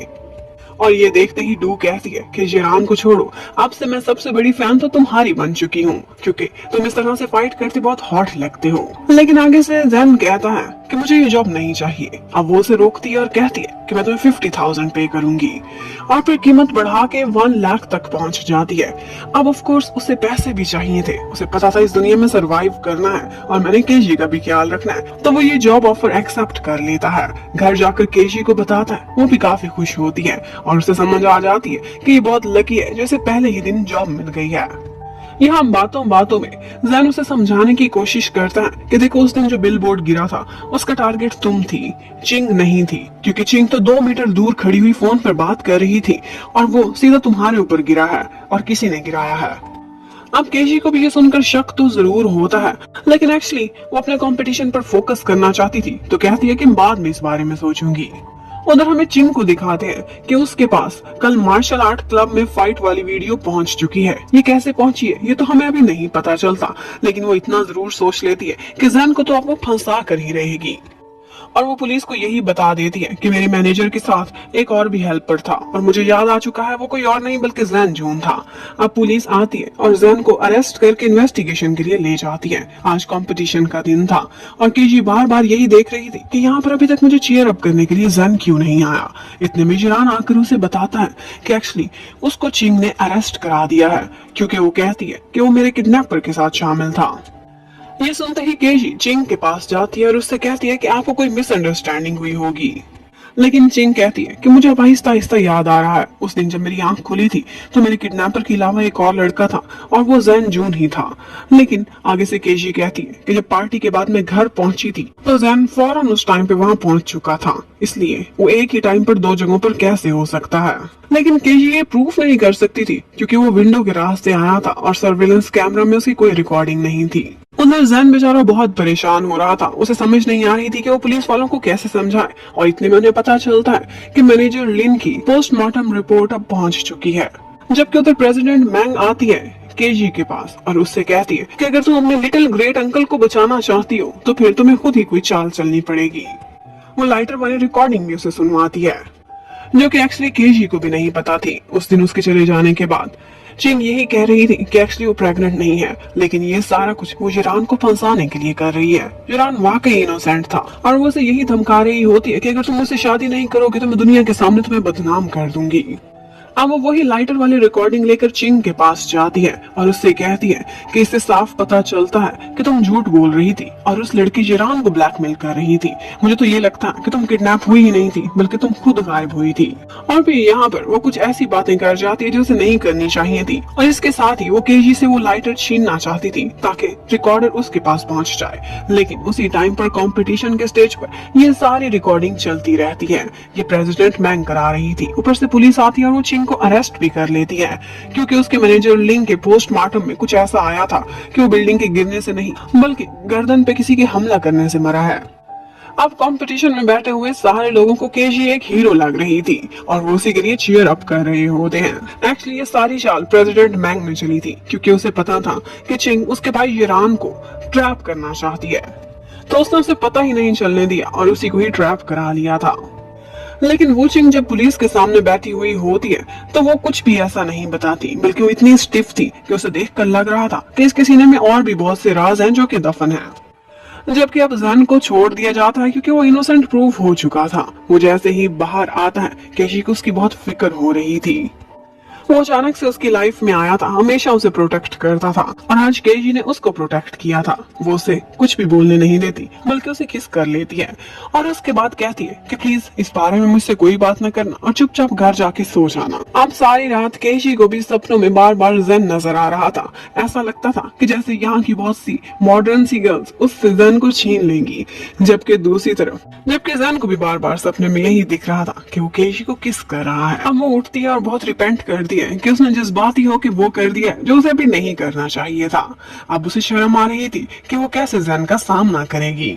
इतने में जैन उसके कमरे में आता है और उसे जगाता है, कहता है तुम ऑफिस से लेट हो जाओगी। लेकिन केजी अपनी एम्बेरसमेंट को छुपाने के लिए बहुत अजीब अजीब सी हरकतें करने लगती है। इसके बाद अब जैन सोचने लगता है कि मैं केजी के सामने कोई भी रिएक्शन नहीं दूंगा, ऐसे प्रिटेंड करूंगा कि जैसे कुछ हुआ ही नहीं। उसे ऐसे लगने लगा था कि शायद मॉडर्न वर्ल्ड में यही रिवाज चलता है। लेकिन कहीं ना कहीं वो दोनों नर्वस भी हो रहे थे। जब केशी अपने काम पर जाने लगती है तो जैन कहता है कि पहले मैं बहुत क्यूरियस था अपने एल्डर ब्रदर को इस दुनिया में ढूंढने के लिए, लेकिन अब मुझे पता चल गया है कि वो चेयरमैन नहीं हो सकता, तो इसलिए मैं इसी लाइफ में एडजस्ट होने वाला हूँ और मुझे ऐसा इंसान मिल गया है जो कि अब मेरे लिए सबसे इम्पोर्टेंट है। ये सुनकर केशी शर्मा जाती है। वो अक्सर उसे काम के लिए ड्रॉप करने के लिए जाया करता था, लेकिन आज वो उसे कहती है कि कोई जरूरत नहीं मेरे साथ आने की, लेकिन साथ ही साथ उसे इशारे भी देने लगती है। बोलती है कि वैसे आजकल बहुत से आवारा और ठरकी लोग सड़कों पे फिर रहे हैं, अगर किसी ने मुझे छेड़ा तो मेरा क्या बनेगा। लेकिन जैन भी आगे से कहता है तुम्हारा सेल्फ डिफेंस काफी अच्छा है, लेकिन रिटेलिएट करते हुए अगले को ज्यादा जख्मी ना कर देना। और फिर केजी को इतना गुस्सा आता है कि वो चली जाती है अकेले ही और बोलती है कि खबरदार जो मुझे काम से तुम वापस लेने के लिए आए। जैन इस दुनिया के तौर तरीके समझता नहीं था। उसे भी ये पता नहीं था कि एक्चुअली लड़की उसकी अटेंशन चाहती है, तभी तो ऐसी हरकतें कर रही है। और फिर फाइनली हमें कंपनी के चेयरमैन को दिखा ही देते हैं। उसकी शक्ल बिल्कुल भी एल्डर ब्रदर से नहीं मिलती थी, बल्कि वो कोई और था।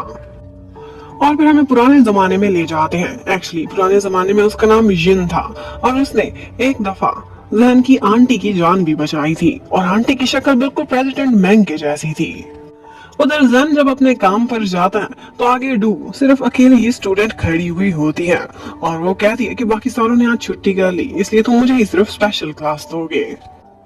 जैन को पहले भी उसके टेंशन्स ठीक नहीं लग रही थी, लेकिन जैसे ही वो मुड़ता है तो उसका यूनिफॉर्म देखकर हैरान रह जाता है, जो कि बहुत ज्यादा रिवीलिंग था। लेकिन यहाँ पर डू उसे कहने लगती है कि ये बहुत ज्यादा सेक्सी लग रहा है, लगता है कि तुम बहुत ओल्ड फैशन हो, वरना तुम्हें ये बहुत पसंद आता।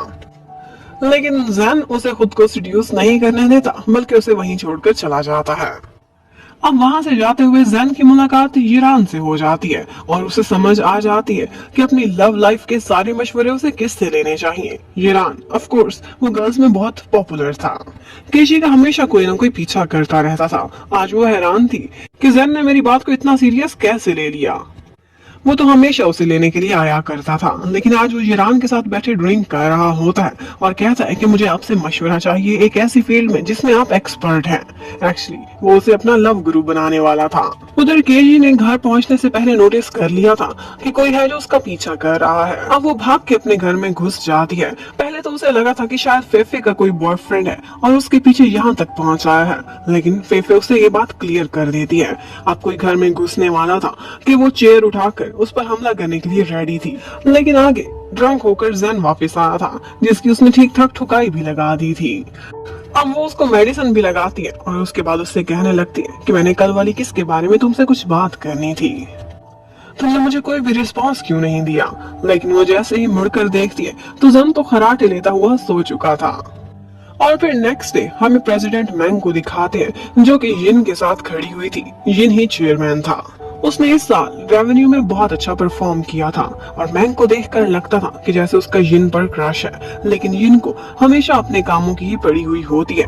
वो ना तो उसके साथ डिनर पर या आउटिंग पर जाया करता था और वेकेशन के लिए तो वो साफ इनकार कर देता है कि जब तक वो स्वर्ड नहीं मिल जाती मैं किसी वेकेशन पर नहीं जाऊंगा। उधर केजी सुबह ही सुबह तैयार हो रही थी। कहती है कि अब से मैं मॉर्निंग वॉक पर जाऊंगी जैन, क्योंकि मैं अपने लिए एक बॉयफ्रेंड तलाश करना चाहती हूँ। फेफे को भी मॉर्निंग वॉक पे ही अपना बॉयफ्रेंड मिला है। अब जैन उसके सामने तो सिर्फ स्माइल कर देता है, लेकिन अंदर जाकर बहुत रिपेंट करता है कि ये मैंने क्या कर दिया, क्यों मैं इसके सामने एक्सप्रेस नहीं कर सकता कि मैं इसे लाइक करता हूँ। अब जब वो मॉर्निंग वॉक से वापस आती है तो वो देखती है कि जैन किसी से मिलने के लिए जा रहा है और उसे पता चलता है कि ये तो ईरान है और वहीं पर ही डू भी पहुंच जाती है। केजी को ऐसा लगा था कि ये तो ईरान की फैन है, ये ईरान पे नजर रखे हुए है जबकि मैं जैन पर। लेकिन उनको ये अंदाजा नहीं था कि डू ने ईरान को छोड़ अब जैन को अपना आइडियल बना लिया है और वो दोनों गर्ल्स जैन के ही पीछे जा रही थी। अब सबसे पहले तो ईरान जैन को एक सैलून पर लेकर जाता है, उसका जबरदस्त सा हेयर कट कराता है। वो गर्ल्स यहाँ पर भी उसे देखती रहती हैं और दीवानी होती रहती है क्योंकि उसकी नई लुक बहुत अच्छी लग रही थी। और उसके बाद वो अपने लिए ड्रेसेस चूज करने के लिए जाता है। यहाँ पर भी गर्ल्स उस पर नजर रखती हैं और जैसे ही वो बाहर निकलते हैं तो वो इधर उधर देखने लग जाती हैं। उन्हें समझ नहीं आ रही थी कि इनका ये ब्रोमांस इसका क्या मतलब निकलता है। अब वो रात को बैठी यही सोच रही थी कि इतने में डू उसे बताती है कि मैंने जैन को सेड्यूस करने की बड़ी कोशिश की लेकिन वो मुझे लिफ्ट ही नहीं कराता। और यहाँ पर केजी को ख्याल आता है कि उसने मेरी किस का भी कोई रिस्पांस नहीं दिया था। यहाँ पर उनके दिमाग में एक फतूर आ जाता है और वो यही था कि शायद जैन किसी दूसरी टाइप का है और उसे ईरान से प्यार हो गया है। अब जब वो घर पर जैन को देखती है तो उसकी नई लुक को देखकर वो खुश होने की बजाय अपना मूड खराब कर देती है। उसने भी अपने बाल बनवा लिए थे जैन पर नजर रखने के लिए, लेकिन अब उसे जैन बिल्कुल भी अच्छा नहीं लग रहा था। उसे लग रहा था कि वो एक गे है। अब जैन ने केजी के लिए एक स्पेशल सा डिनर भी रेडी किया हुआ होता है और उसने ईरान की टिप्स के अकॉर्डिंग उसे खुद ही फीड भी करना था, लेकिन यहाँ पर कुछ उल्टा हो जाता है और गुस्से में केजी जाने लगती है कि जैन उसे संभाल लेता है। ये एक रोमांटिक सीन बनने ही वाला था कि उन दोनों के पेट की गुड़गुड़ यहाँ का सीन खराब कर देती है।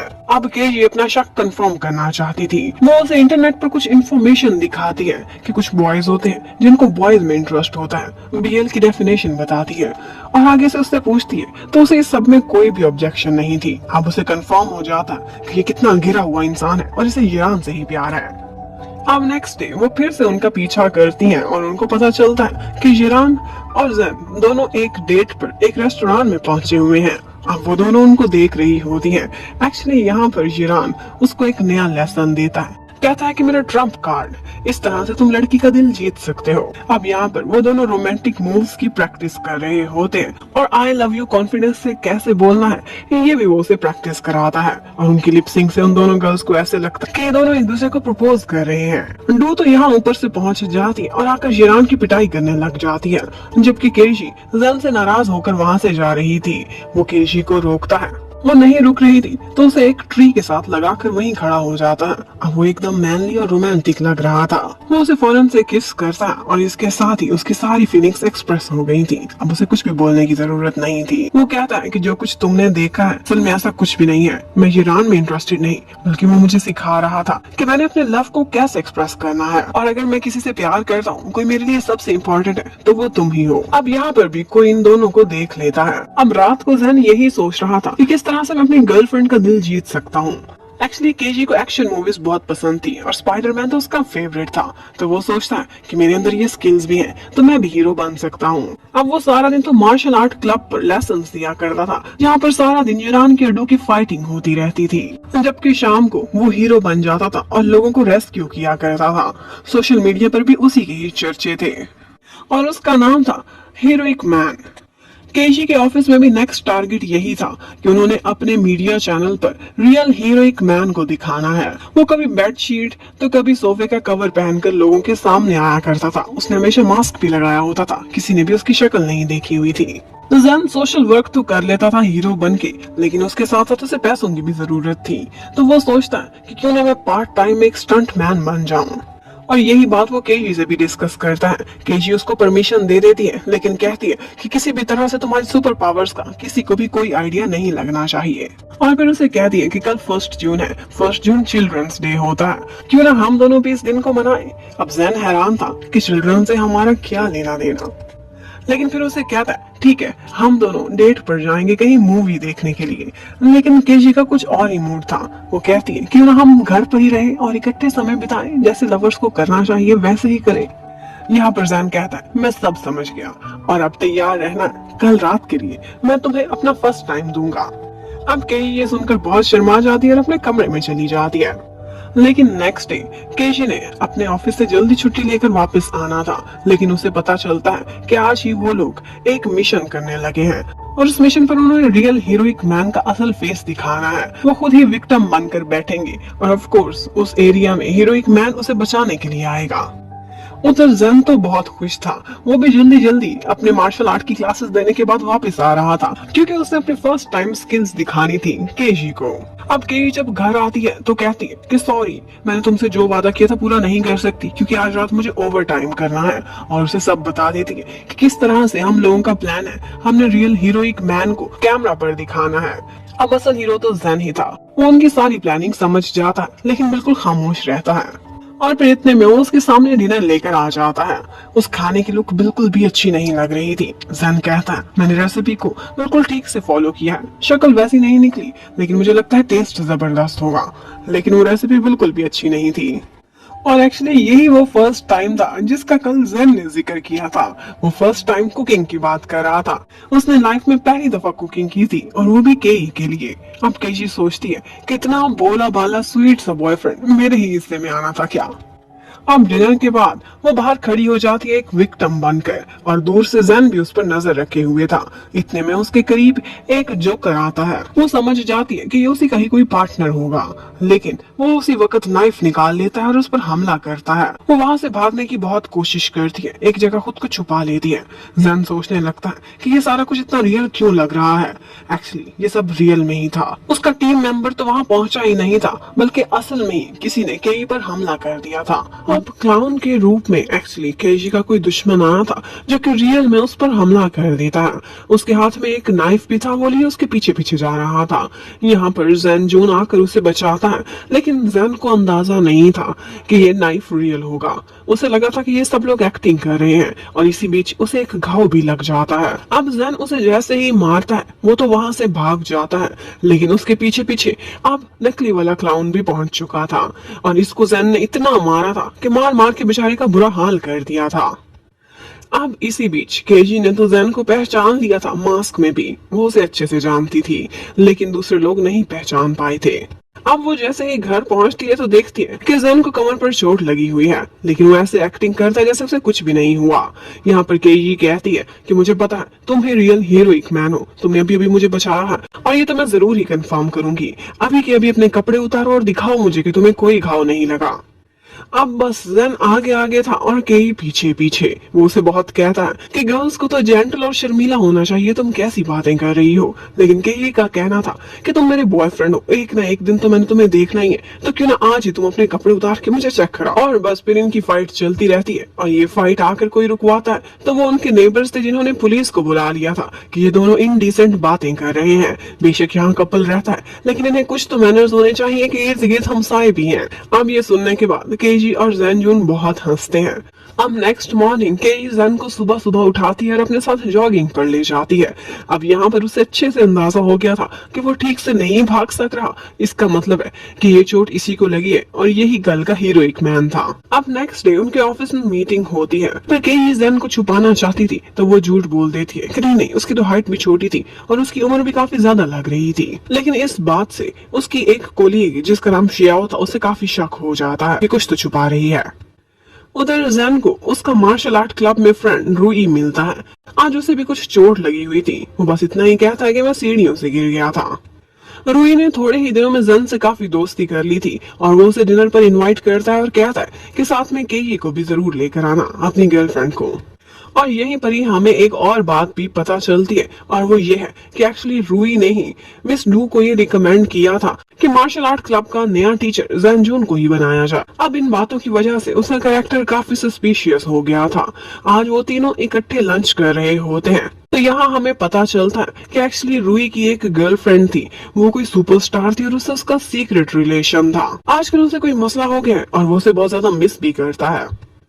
यहाँ पर कुछ ऐसी हरकतें होती हैं कि जिसकी वजह से केई को रूई पर शक हो जाता है। उसके बोलने का स्टाइल भी कुछ डिफरेंट था और इसके साथ साथ जिस क्लाउन ने कल उस पर हमला किया था उसके पास भी एक नाइफ था जिसमें बोतल ओपनर था और आज वही इंस्ट्रूमेंट उसने रूई के पास भी देखा था। इसके अलावा और चीजों से भी उसे शक हो गया था कि जो कोई भी उसका इतने अरसे से पीछा कर रहा था वो एक्चुअली रूई ही था। अब वो जल्दी की जल्दी अपनी तबीयत खराब होने का बहाना करती है, वहां से जाना चाहती थी लेकिन रूई उसे ट्रैप करके वहीं बिठा लेता है और कहता है जैन को कि सामने मेडिकल स्टोर है, अपनी गर्लफ्रेंड के लिए मेडिसिन ले आओ। और यहाँ पर उसके इंटेंशंस बिल्कुल भी ठीक नहीं लग रही थी कि ये उसे फौरन से कह देती है कि तुम वुचिंग के बॉयफ्रेंड हो ना। और इसी बात पर वो अपनी गन निकाल लेता है कि अब बहुत देर हो चुकी, तुम्हें मैं भागने नहीं दूंगा। जन करीब ही स्टोर में था, उसे लोगों की चीखों की आवाजें आती हैं तो वो फौरन से वहां पहुंच जाता है और जैसे ही केई पर हमला होने वाला था वो उड़ता हुआ आता है और उसे बचा लेता है। अब केई की जगह उसे गोली लग गई थी। यहाँ पर वो पूरी तरह से केई की सुरक्षा करता है और इन द एंड वो रूई का मुकाबला करता है, उसकी गन गिरा के उसे मार मार के बेहोशी कर देता है।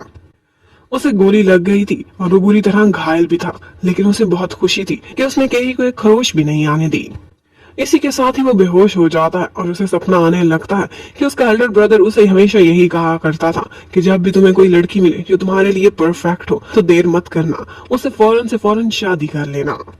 और जब उसकी आंखें खुलती हैं तो वो हॉस्पिटल में था और यहाँ पर पुलिस भी पहुंची हुई थी और यहाँ पर ही हमें पता चलता है कि एक्चुअली रूई चिंग का एक साइकोपैथिक फैन था जो उसके लिए हर हद तक जाने को तैयार था और चिंग ने ही उसे यूज किया था अपने सारे काम निकलवाने के लिए। और जब वो अरेस्ट हो गई थी केशी की वजह से तो वो हर हाल में केशी से बदला लेना चाहता था, इसीलिए उसने ये सब किया है। केशी अब जैन के पास जाती है और उससे कहती है कि तुम ये कैसे कर सकते हो, मेरी खातिर तुमने खुद को क्यों खतरे में डाला। लेकिन जैन तो उससे प्यार करता था, वो कैसे उसे इस हाल में छोड़ सकता था। अब यहाँ पर केई जैन की पूरी पूरी केयर करती है, हॉस्पिटल में उसका बहुत अच्छे से ख्याल रख रही थी और उससे कहती कुछ भी खुद मत करना, तुम्हारा मुझ पर बहुत बड़ा एहसान है और मैं वो तुम्हारी सर्वेंट बन के चुकाऊंगी। यहाँ पर जैन उसे अपने पास बिठा लेता है और कहता है कि जब तुम मेरे पास हो तो मुझे दुनिया में और कुछ भी नहीं चाहिए। उधर हमें ऑफिस में दिखाते हैं कि केशी के हैंड बैग से शियाओ ने चाबियां चुरा ली हैं, ये उसके फ्लैट की कीज थी। अब वो तो शाम को हॉस्पिटल में जैन का ख्याल रखने के लिए उसके साथ ही खाना खा रही होती है, जबकि उसी समय उसके घर पर कोई पहुंच चुका था जो कि उसके घर की तलाशी ले रहा था। ये शियाओ थी और वो जैन के कमरे में जाकर रियल हीरोइक मैन के कुछ ड्रेसेस भी देख लेती है जिससे उसे कंफर्म हो जाता कि और कोई नहीं बल्कि जैनजून ही है। उधर जैन केशी के साथ रोमांस कर रहा था, वो उसे लिटाता है और उससे पूछता है कि तुम्हारी क्या विश है कि हमारे कितने बच्चे होने चाहिए। लेकिन जैन का कहना था मैंने अच्छे से सोचा है, मुझे 5 बच्चे चाहिए। केशी ये सुनते ही डर जाती है और कहती है कि तुम किस जमाने से आए हो, आजकल इतने ज्यादा बच्चे नहीं होते।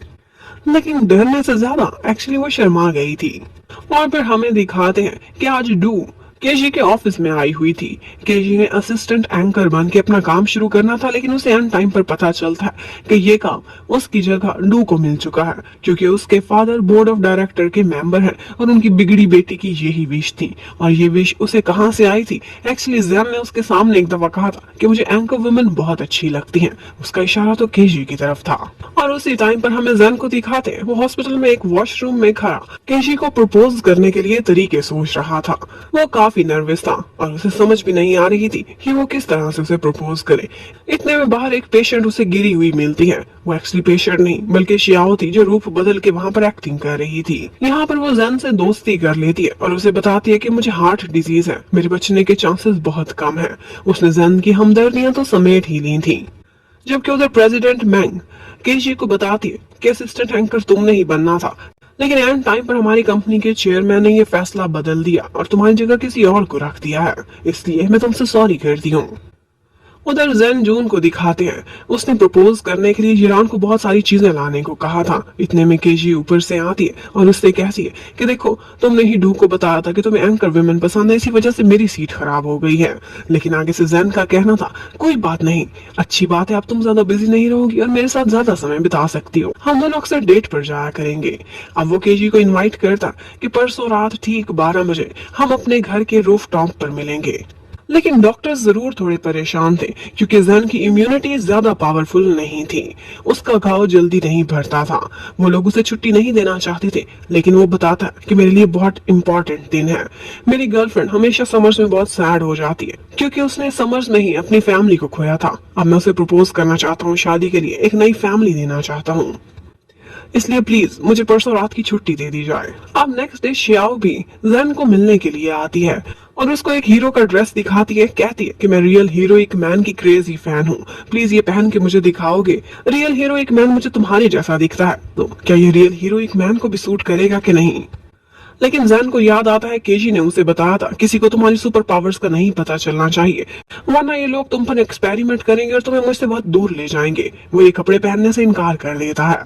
आज केजी और डू दोनों जैन को देखने के लिए हॉस्पिटल में आती हैं। एक्चुअली डू को अभी तक नहीं पता था कि केजी उसकी गर्लफ्रेंड है, इसलिए उसने जैन पर गिव अप नहीं किया था। वो अभी भी उसका दिल जीतना चाहती थी। केजी सोचती है कि ये हर्ट हो जाएगी, इसलिए मैं इसे अभी नहीं बल्कि कल इसका एक बहुत बड़ा प्रोग्राम है, उसके बाद ही इसे बताऊंगी।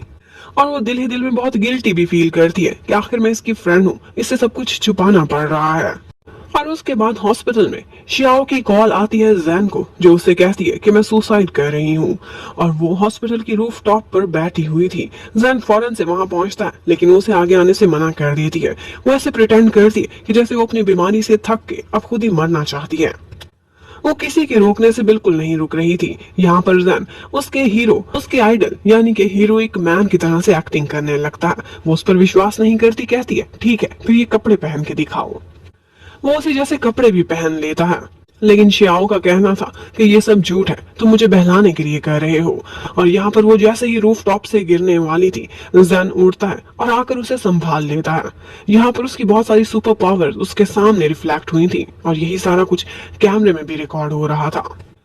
अब ये वीडियो प्रेसिडेंट मैंग के पास भी पहुंची हुई होती है। ऊपर से चेयरमैन जिन वहां पर आता है और ये वीडियो देख लेता है। वो जैसे ही जैन जून को देखता है तो वो चौंक उठता है और कहता है कि ये कौन है और ये कहाँ है।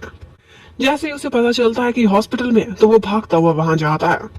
लेकिन जैन को हॉस्पिटल से छुट्टी मिल गई थी। वो रूफ टॉप सजाने में लगा हुआ था और उसने एक रिंग भी मंगवाई थी, बिल्कुल पुराने जमाने के जेड स्टाइल की। ये राना से बेस्ट ऑफ लक बोलता है और कहता है कि आज मेरा बहुत इंपॉर्टेंट प्रोग्राम है, इसलिए मैं जा रहा हूँ। उधर चेयरमैन यिंग को हॉस्पिटल में पता चलता है कि ये पेशेंट जैन जून आज जल्दी चला गया है, क्योंकि इसने अपनी गर्लफ्रेंड को प्रपोज करना था। जबकि उधर डू के सामने जिरान के मुंह से निकल जाता है कि एक्चुअली केजी जैन की गर्लफ्रेंड है। अब इस बात से डू को बहुत गुस्सा आता है और वो केजी को धक्का देती है और कहती है कि तुम्हें मैंने अपना फ्रेंड समझा था, लेकिन तुम कितनी दोगली हो। प्रेसिडेंट मैंग ने फैसला किया हुआ था कि आज वो जैन जून की वही रियल हीरोइक मैन की और सुपर पावर्स वाली वीडियो को पब्लिक कर देंगे, लेकिन ऊपर से वहां पर चेयरमैन जिन आ जाता है और उन्हें रोक देता है कि ये वीडियो कहीं पर भी लीक नहीं होनी चाहिए। उधर जैन ने रूफटॉप को सजाया हुआ था। वो एक्साइटेड खड़ा था और अपने सपनों में बार बार रिहर्सल कर रहा था कि उसने किस तरह से केजी को प्रपोज करना है। उसे लगता था, उसे पूरा भरोसा था कि वो जरूर उसे यस कर देगी।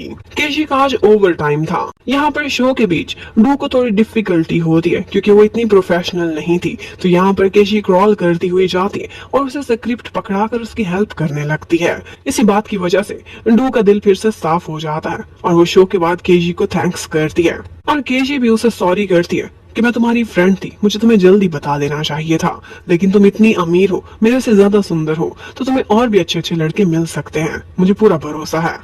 और फिर वो जैसे ही देखती है कि रात के 11:30 हो चुके हैं, वो जल्दी से टैक्सी पकड़ती है और घर जाने वाली थी क्योंकि आज 12 बजे एक स्पेशल डे था। उसने जैन जून से मिलना था। वो रूफटॉप पर देखती है तो हर चीज सजी हुई थी, लेकिन जैन वहां पर नहीं था, बल्कि फर्श पर एक जगह उसे ब्लड भी गिरा हुआ नजर आता है। और इसके साथ साथ वो देखती है तो टेबल पर एक रिंग पड़ी हुई थी जो कि जैन ने उसके लिए ली थी और इसके नीचे एक मैसेज था उसके लिए कि मैं जहां से आया था मैं वहीं वापस जा चुका हूँ, इसलिए मुझे ढूंढने की कोई जरूरत नहीं।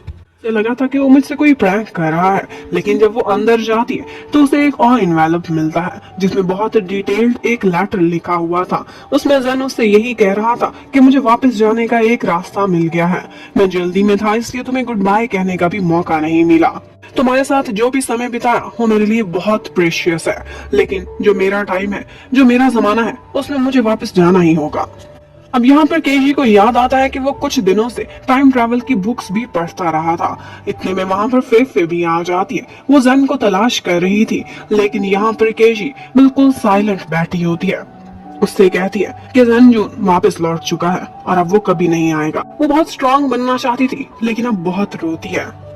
यहाँ पर फेफे उसके माइंड में एक बात डालती है और कहती है कि देखो, उसने तुम्हें लिखा है कि मैं जहां से आया था वहां वापस गया हूँ। हो सकता है कि वो चेयरमैन के ऑफिस में जिस चैम्बर में कैद था वो वहीं पर ही वापस चला गया हो, उसने टाइम ट्रैवल ना किया हो। और वाकई ऐसा ही हुआ था। हमें जिन को दिखाते हैं, उसने अपने चैम्बर में उसी कैप्सूल में अब जैन जून को लिटाया हुआ था। और फिर हमें फ्लैशबैक दिखाते हैं। एक्चुअली जैन जून की हीलिंग नहीं हो रही थी। उसकी चेस्ट में जहां पर बुलेट लगी थी वहां से अचानक ब्लीडिंग होने लगती है। इतने में वो मुड़कर देखता है तो यिन भी वहां पर आ चुका था। यिन उससे कहता है कि मुझे तुम्हारी बहुत फिक्र हो रही है और तुम्हारी हीलिंग नॉर्मल इंसानों की तरह से नहीं हो सकती। अगर तुम अपनी जान बचाना चाहते हो तो तुम्हें मेरे साथ वापस उस चैम्बर में जाना पड़ेगा। तुम्हारी हीलिंग सिर्फ वहीं हो सकती है। यहाँ पर जैन की हालत इतनी खराब होती है कि वो बेहोश ही हो जाता है। एक्चुअली जैन जून यिन को पुराने जमाने से जानता था। वो तब भी बहुत टैलेंटेड होता था और जो उसकी कल्टीवेशन स्किल्स थी, इसके साथ साथ उसे कॉन्स्टेलेशन के बारे में इतना नॉलेज था कि स्किल्स की दौड़ में कोई भी उससे आगे नहीं बढ़ सकता था। वो अभी भी इस दुनिया में भी प्रेजेंट था और जैन को भी अच्छे से पहचानता था। उधर के ये नेक्स्ट डे चेयरमैन के ऑफिस में जाने लगती है।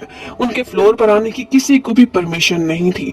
जैसे ही यिन बाहर निकलता है, वो केजी को देखता है तो उसकी शक्ल पहचान जाता है कि ये तो बिल्कुल जैन के ओल्डर ब्रदर की जैसी है। वो उसे अपने ऑफिस में आने देता है। केजी कहती है कि यहाँ पर कोई चैम्बर है क्या, जैन को आपने रखा है? लेकिन वो कोई भी जवाब नहीं देता। उससे कहता है कि तुम अच्छे से देख लो, यहाँ पर कुछ भी नहीं है। केजी हर तरफ जाकर देखती है, लेकिन उसे कोई भी सीक्रेट रास्ता नहीं दिख रहा था। अब वो निराश होकर वहां से चली जाती है और उसके बाद हमें दिखाते हैं कि प्रेसिडेंट मेंग आती है यिन के पास और उससे पूछती है कि तुम आखिर जैन जून को क्यों छुपा रहे हो, वो हीरोइक मैन है, दुनिया को क्यों नहीं दिखाने दिया? तो वो आगे से बोलता है कि एक्चुअली वो मेरे पुराने दोस्त का डिसेंडेंट है। लेकिन ये पुराना दोस्त कौन है? आगे से कोई भी जवाब नहीं मिलता। अब केजी से बार बार लोग जैन जून के बारे में सवाल करते थे। उसे कुछ पता नहीं था कि वो किसी को क्या बताए, तो वो यही कह देती है कि उसकी डेथ हो गई है, क्योंकि वो टाइम ट्रैवल की कोई पुलिस रिपोर्ट भी सबमिट नहीं करा सकती थी। अब उसका एक एक दिन गुजारना उस पर भारी होता जा रहा था। इसी तरह से बहुत दिन बीतते चले जाते हैं। वो जब भी घर आती थी तो हर जगह उसे जैन जून ही दिखाई देता था। वो कभी मुस्कुराती थी तो कभी रोने लग जाती थी। जब घर से तंग आकर वो बाहर जाती थी तो बाहर भी हर जगह उसे जैन की ही यादें आने लगती थी। इन्हीं सड़कों पर, इन्हीं गलियों में वो उसके साथ फिरा करती थी। इतने में यरान उसे एक जगह बुलाता है मिलने के लिए। यहाँ पर वो देखती है तो चेयरमैन के पास एक स्वॉर्ड थी। ये वही स्वॉर्ड थी जो कि जैन की थी। अब उसे शक होने लगता है कि चेयरमैन के पास ये स्वॉर्ड कैसे आई, कि जैन जून अपने साथ नहीं लेकर गया। अब वो ईरान से पूछती है कि क्या मैं किसी तरह से चेयरमैन के ऑफिस में जा सकती हूँ चोरी चोरी, और ईरान अगले ही दिन अपनी दीदी का एक्सेस कार्ड चोरी करके केजी को पकड़ा देता है। वो बहुत नॉटी था और उसे इस तरह की शरारतें करना, एडवेंचर्स करना बहुत अच्छा लगता था। अब केजी उसी एक्सेस कार्ड के थ्रू उसके ऑफिस में पहुंच जाती है। ये ऑफिस, ये सारा फ्लोर उसी का था। यहाँ पर और कोई भी नहीं आ सकता था सिवाय मैंग के। यहाँ पर आज उसे वही तलवार दिखती है तो उसे याद आता है कि ये तलवार जैन को बहुत प्यारी थी। अब वो वहीं बैठकर रोने लगती है। उसे जैन का और कोई नाम निशान कहीं नजर नहीं आ रहा था। अब उसके रोने की आवाज से चैम्बर में कैद जैन, उसकी आंखें खुल जाती हैं। इस वक्त तक उसके सारे घाव पूरी तरह से हील हो चुके थे।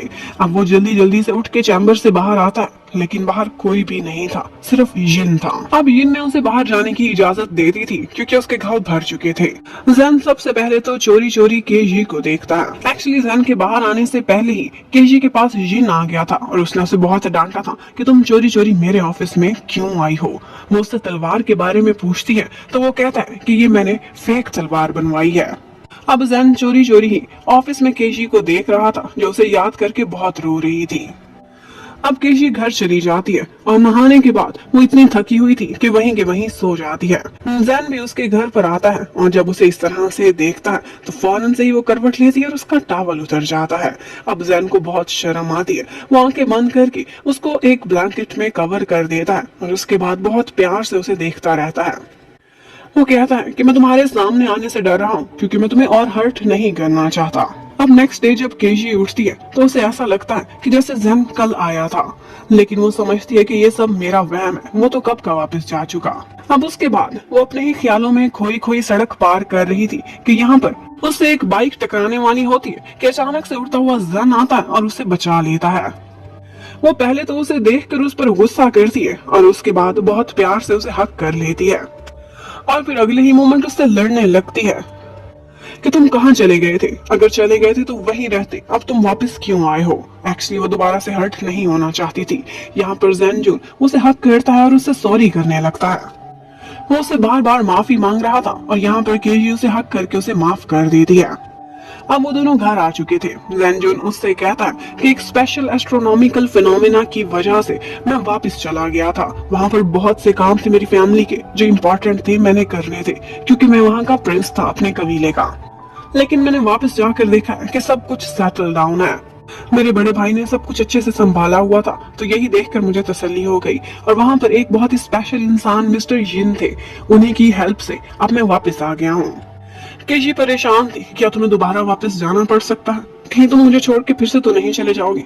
साथ ही वो रोती भी जा रही थी और कह रही थी कि मैं सेल्फिश नहीं बनना चाहती, मैं जानती हूँ कि ये दुनिया तुम्हारी नहीं है, लेकिन मेरा मन करता है तुम यहीं पर ही हमेशा मेरे साथ रहो। अब जैन उसे हक कर लेता है और एक नई टेंशन बन गई थी। वो उसे बताती है कि यहाँ सबको यही पता है कि तुम्हारी डेथ हो गई है। अब तुमने ही टाइम ट्रैवल किया था, तुम ही सब कुछ कवर करोगे, लोगों को कैसे बहलाना है कि तुम कैसे वापस आए हो। अब शाम को सारे फ्रेंड्स जैन से मिलने के लिए घर पर आए हुए थे। यहाँ पर जैन उनको एक बहुत लंबी सी स्टोरी सुनाता है जिसमें वो एक इमेजिनरी वर्ल्ड में चला गया था। उनको कहता है कि मैं एक एलियन हूँ, दूसरे प्लेनेट से आया था, मेरे प्लेनेट पर दुश्मनों ने हमला कर दिया था और उसे बचाने के लिए मुझे वापस जाना पड़ा। अब ये सारा सीन एक कॉमेडी सीन में बदल चुका था, लेकिन वो सारे फ्रेंड्स बहुत खुश थे इस बात से कि कहीं न कहीं से तो जैनजुन वापस आ ही चुका है। अब ईरान के थ्रू प्रेसिडेंट वैंग को भी पता चल गया था कि जैनजुन वापस आ गया है। वो बहुत सस्पिशियस हो रही थी और बार बार यिन से उसी के बारे में सवाल करने लगती है। उसे कुछ न कुछ शक था कि जैनजुन का मिस्टर यिन से कुछ न कुछ लेना देना। अब उसे बहुत शक था कि कहीं न कहीं मिस्टर यिन का जैनजुन से लेना देना है। वो उसे क्वेश्चन करने की बहुत कोशिश करती है, लेकिन यिन उसको एक हद तक रखता है और उसके बाद किसी सवाल का जवाब नहीं देता। जैन अब घर के सारे कामों में केशी की बहुत हेल्प करता था। वो उससे कहता है कि ये जो पार्टी हुई है मेरी वजह से हुई है, तो ये सारी सफाई भी मैं ही करूंगा। अब वो बर्तन धो रहा था। वो उससे कहता है कि घर के सारे काम तुम मुझ पर छोड़ दो क्योंकि तुम दिन भर जॉब करती हो, तुम्हारा काम सिर्फ और सिर्फ मुझ पर नजर रखना है। यहाँ पर केजी उसे हक करती है और कहती है कि काश हम इसी तरह से हमेशा ही करते रहे, तुम्हारे अलावा मेरी कोई फैमिली नहीं। जैन भी एक्चुअली यही चाहता था, लेकिन उसे अपनी किस्मत पर भरोसा नहीं था। उसका फ्यूचर क्या होगा इस बारे में वो बहुत अनसर्टन था। यहाँ पर वो दोनों किस भी करते हैं। कल ईरान ने केजी के घर पर पार्टी की थी। वो तो काफी ड्रंक हुआ था और नेक्स्ट डे सुबह ही सुबह उसका एक शो भी था। अब और कोई अवेलेबल नहीं था तो वो लोग सब्स्टिट्यूट एंकर के तौर पर वहां पर केजी को बिठा देते हैं। केजी बहुत अच्छी लग रही थी और उसने जिस तरह से कॉन्फिडेंटली वो शो चलाया था लोगों को बहुत पसंद आता है। ये उसका पहला शो था। जैन जून भी देख रहा था और वो बहुत खुश होता है कि फाइनली तुम्हारा सपना पूरा हो गया, तुम एक एंकर वुमन बन चुकी हो। और वो उससे ये भी कहता है कि तुम्हें अपनी हेल्थ का ज्यादा से ज्यादा ख्याल रखना होगा, तुम्हें एक स्ट्रॉन्ग गर्ल बनना है और इसलिए मैं तुम्हारा ख्याल रखूंगा। कहता है कि मैंने कुछ पोजेस देखे हैं जो कपल के लिए बेस्ट हैं। ये सुनकर केजी शर्माने लगती है, लेकिन एक्चुअली वो पोजेस एक्सरसाइज के थे और थोड़ी देर बाद वो उसे जबरदस्ती एक्सरसाइज करा रहा था।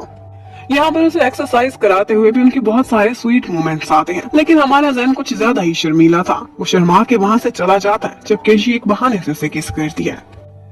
यहाँ पर केजी ने उसके फोन में मिस्टर जिन का नंबर देख लिया था। उसे ये नहीं पता था तब कि ये मेरा अपना ही चेयरमैन है। वो ये नंबर अपने मोबाइल में चोरी चोरी सेव कर लेती है और फिर उसके बाद फोन पर नेक्स्ट डे मिस्टर जिन से कांटेक्ट करती है। एक्चुअली उसे लग रहा था कि जब से जैन वापस लौटा है ये कुछ सैड सैड लग रहा है, बहुत बदला हुआ है। लेकिन मिस्टर जिन आगे से उसे ये बताते नहीं कि मैं चेयरमैन हूँ और ना ही उससे कोई बात करते हैं।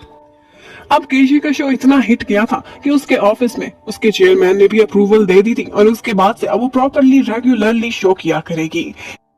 अब इस बात पर डू उसे गिफ्ट में एक हैंडबैग देती है। डू अब उससे बिल्कुल भी जेलस नहीं होती थी क्योंकि उसे ये रान मिल गया। कब उनकी लड़ाइयां प्यार में बदल गई उसे पता ही नहीं चला था। अब वो उसे टिप्स देने लगती है और कहती है कि तुमने किस तरह से जैन का दिल जीतना है।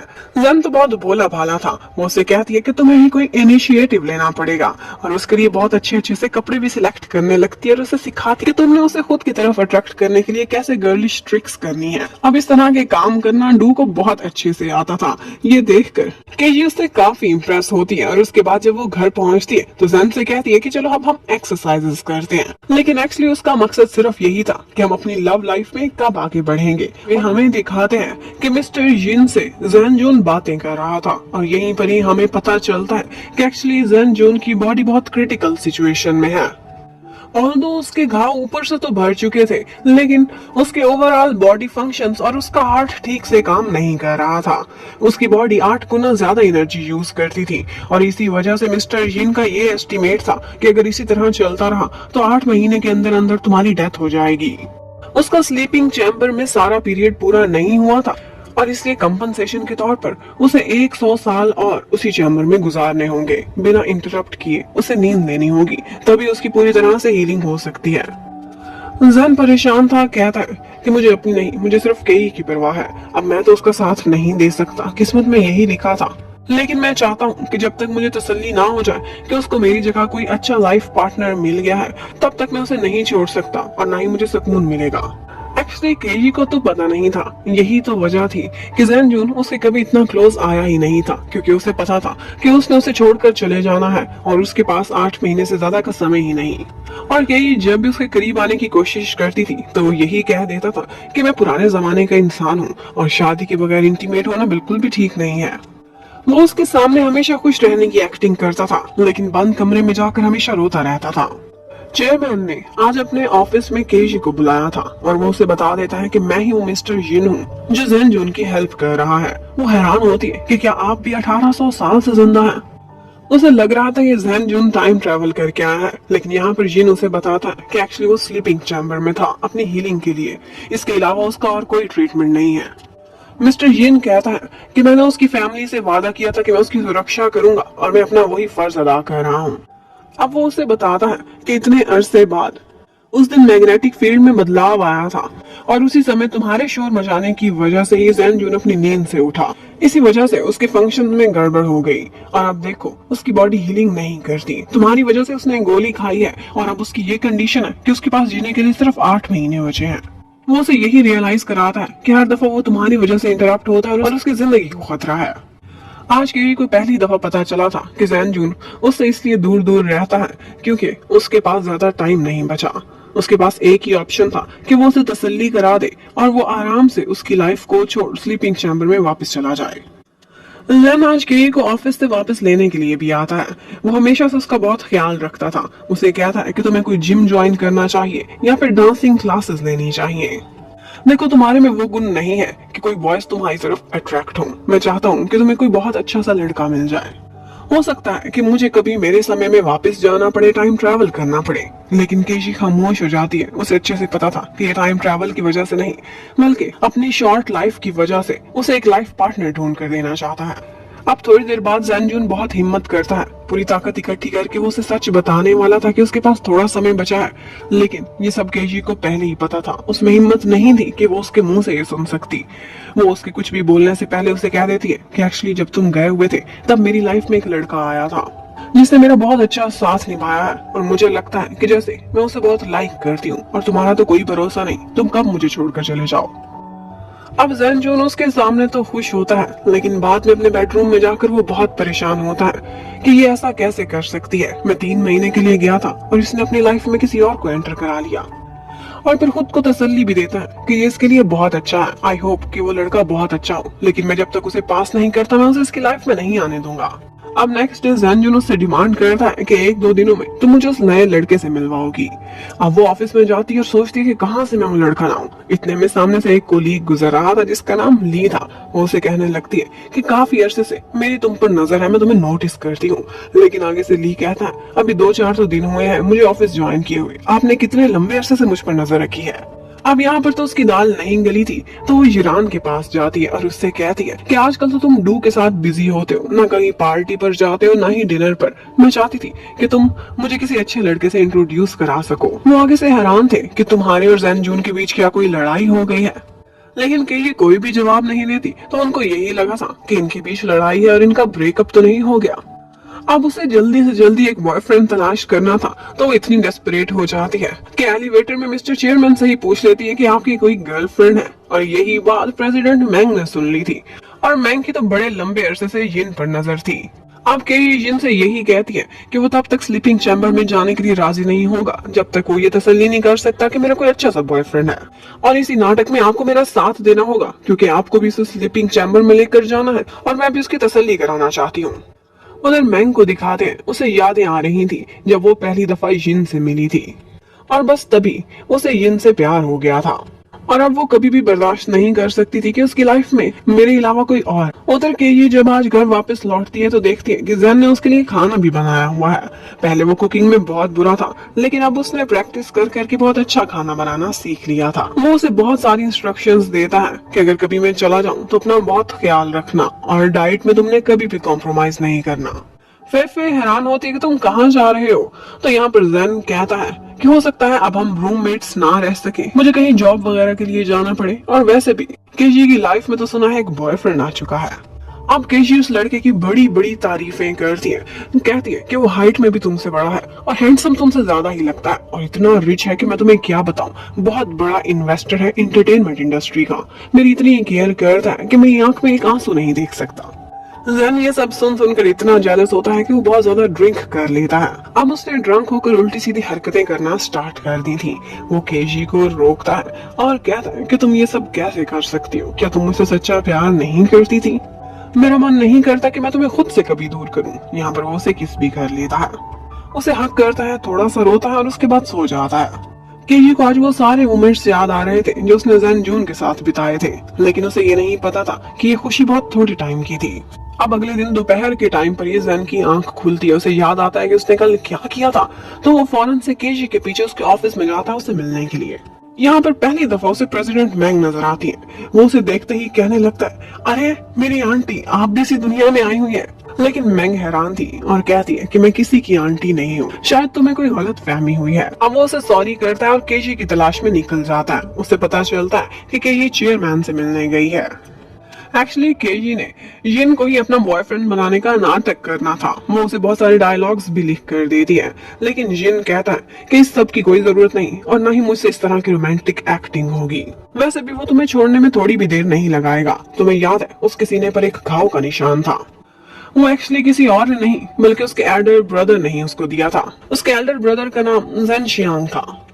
यहाँ पर वो उसे पुरानी कहानी सारी सुनाने लगता है कि किस तरह से उसका एल्डर ब्रदर एक्चुअली उससे बहुत ज्यादा जेलस था। ऊपर से दिखाता था कि वो उससे सबसे ज्यादा लॉयल है, लेकिन अंदर ही अंदर एडॉप्टेड सन होने की वजह से वो कबीले का प्रिंस नहीं बन सकता था। इसीलिए वो जैनजून से और उसकी मम्मी से दुश्मनी रखता था। वो ही रिस्पॉन्सिबल था जैनजून की मम्मी के मर्डर का भी, और उसके बाद रिबेलियंस के साथ मिलकर उसने कबीले पर हमला भी कराया था। जैनजुन फाइट करते हुए जब खाई में गिरा था तब भी कोई और नहीं बल्कि मास्क के अंदर उसका वही एल्डर ब्रदर शियांग ही था जो कि दुश्मनों के साथ मिल गया था। यहाँ पर जिन ने उसे संभाला था, उसके पास हमेशा से सुपर पावर्स थी और वो उसका स्पेशल ट्रीटमेंट कर रहा होता है। यहाँ पर शियांग जब तक जैनजुन को खत्म ना करता उसे सुकून नहीं आना था, इसीलिए वो किसी बहाने से आंटी से बार बार पूछता था कि जिन कहाँ रहता है और फाइनली वो उसे तलाश करते करते उस गुफा में पहुंच जाता है जहाँ पर वो जैन का ट्रीटमेंट कर रहा था।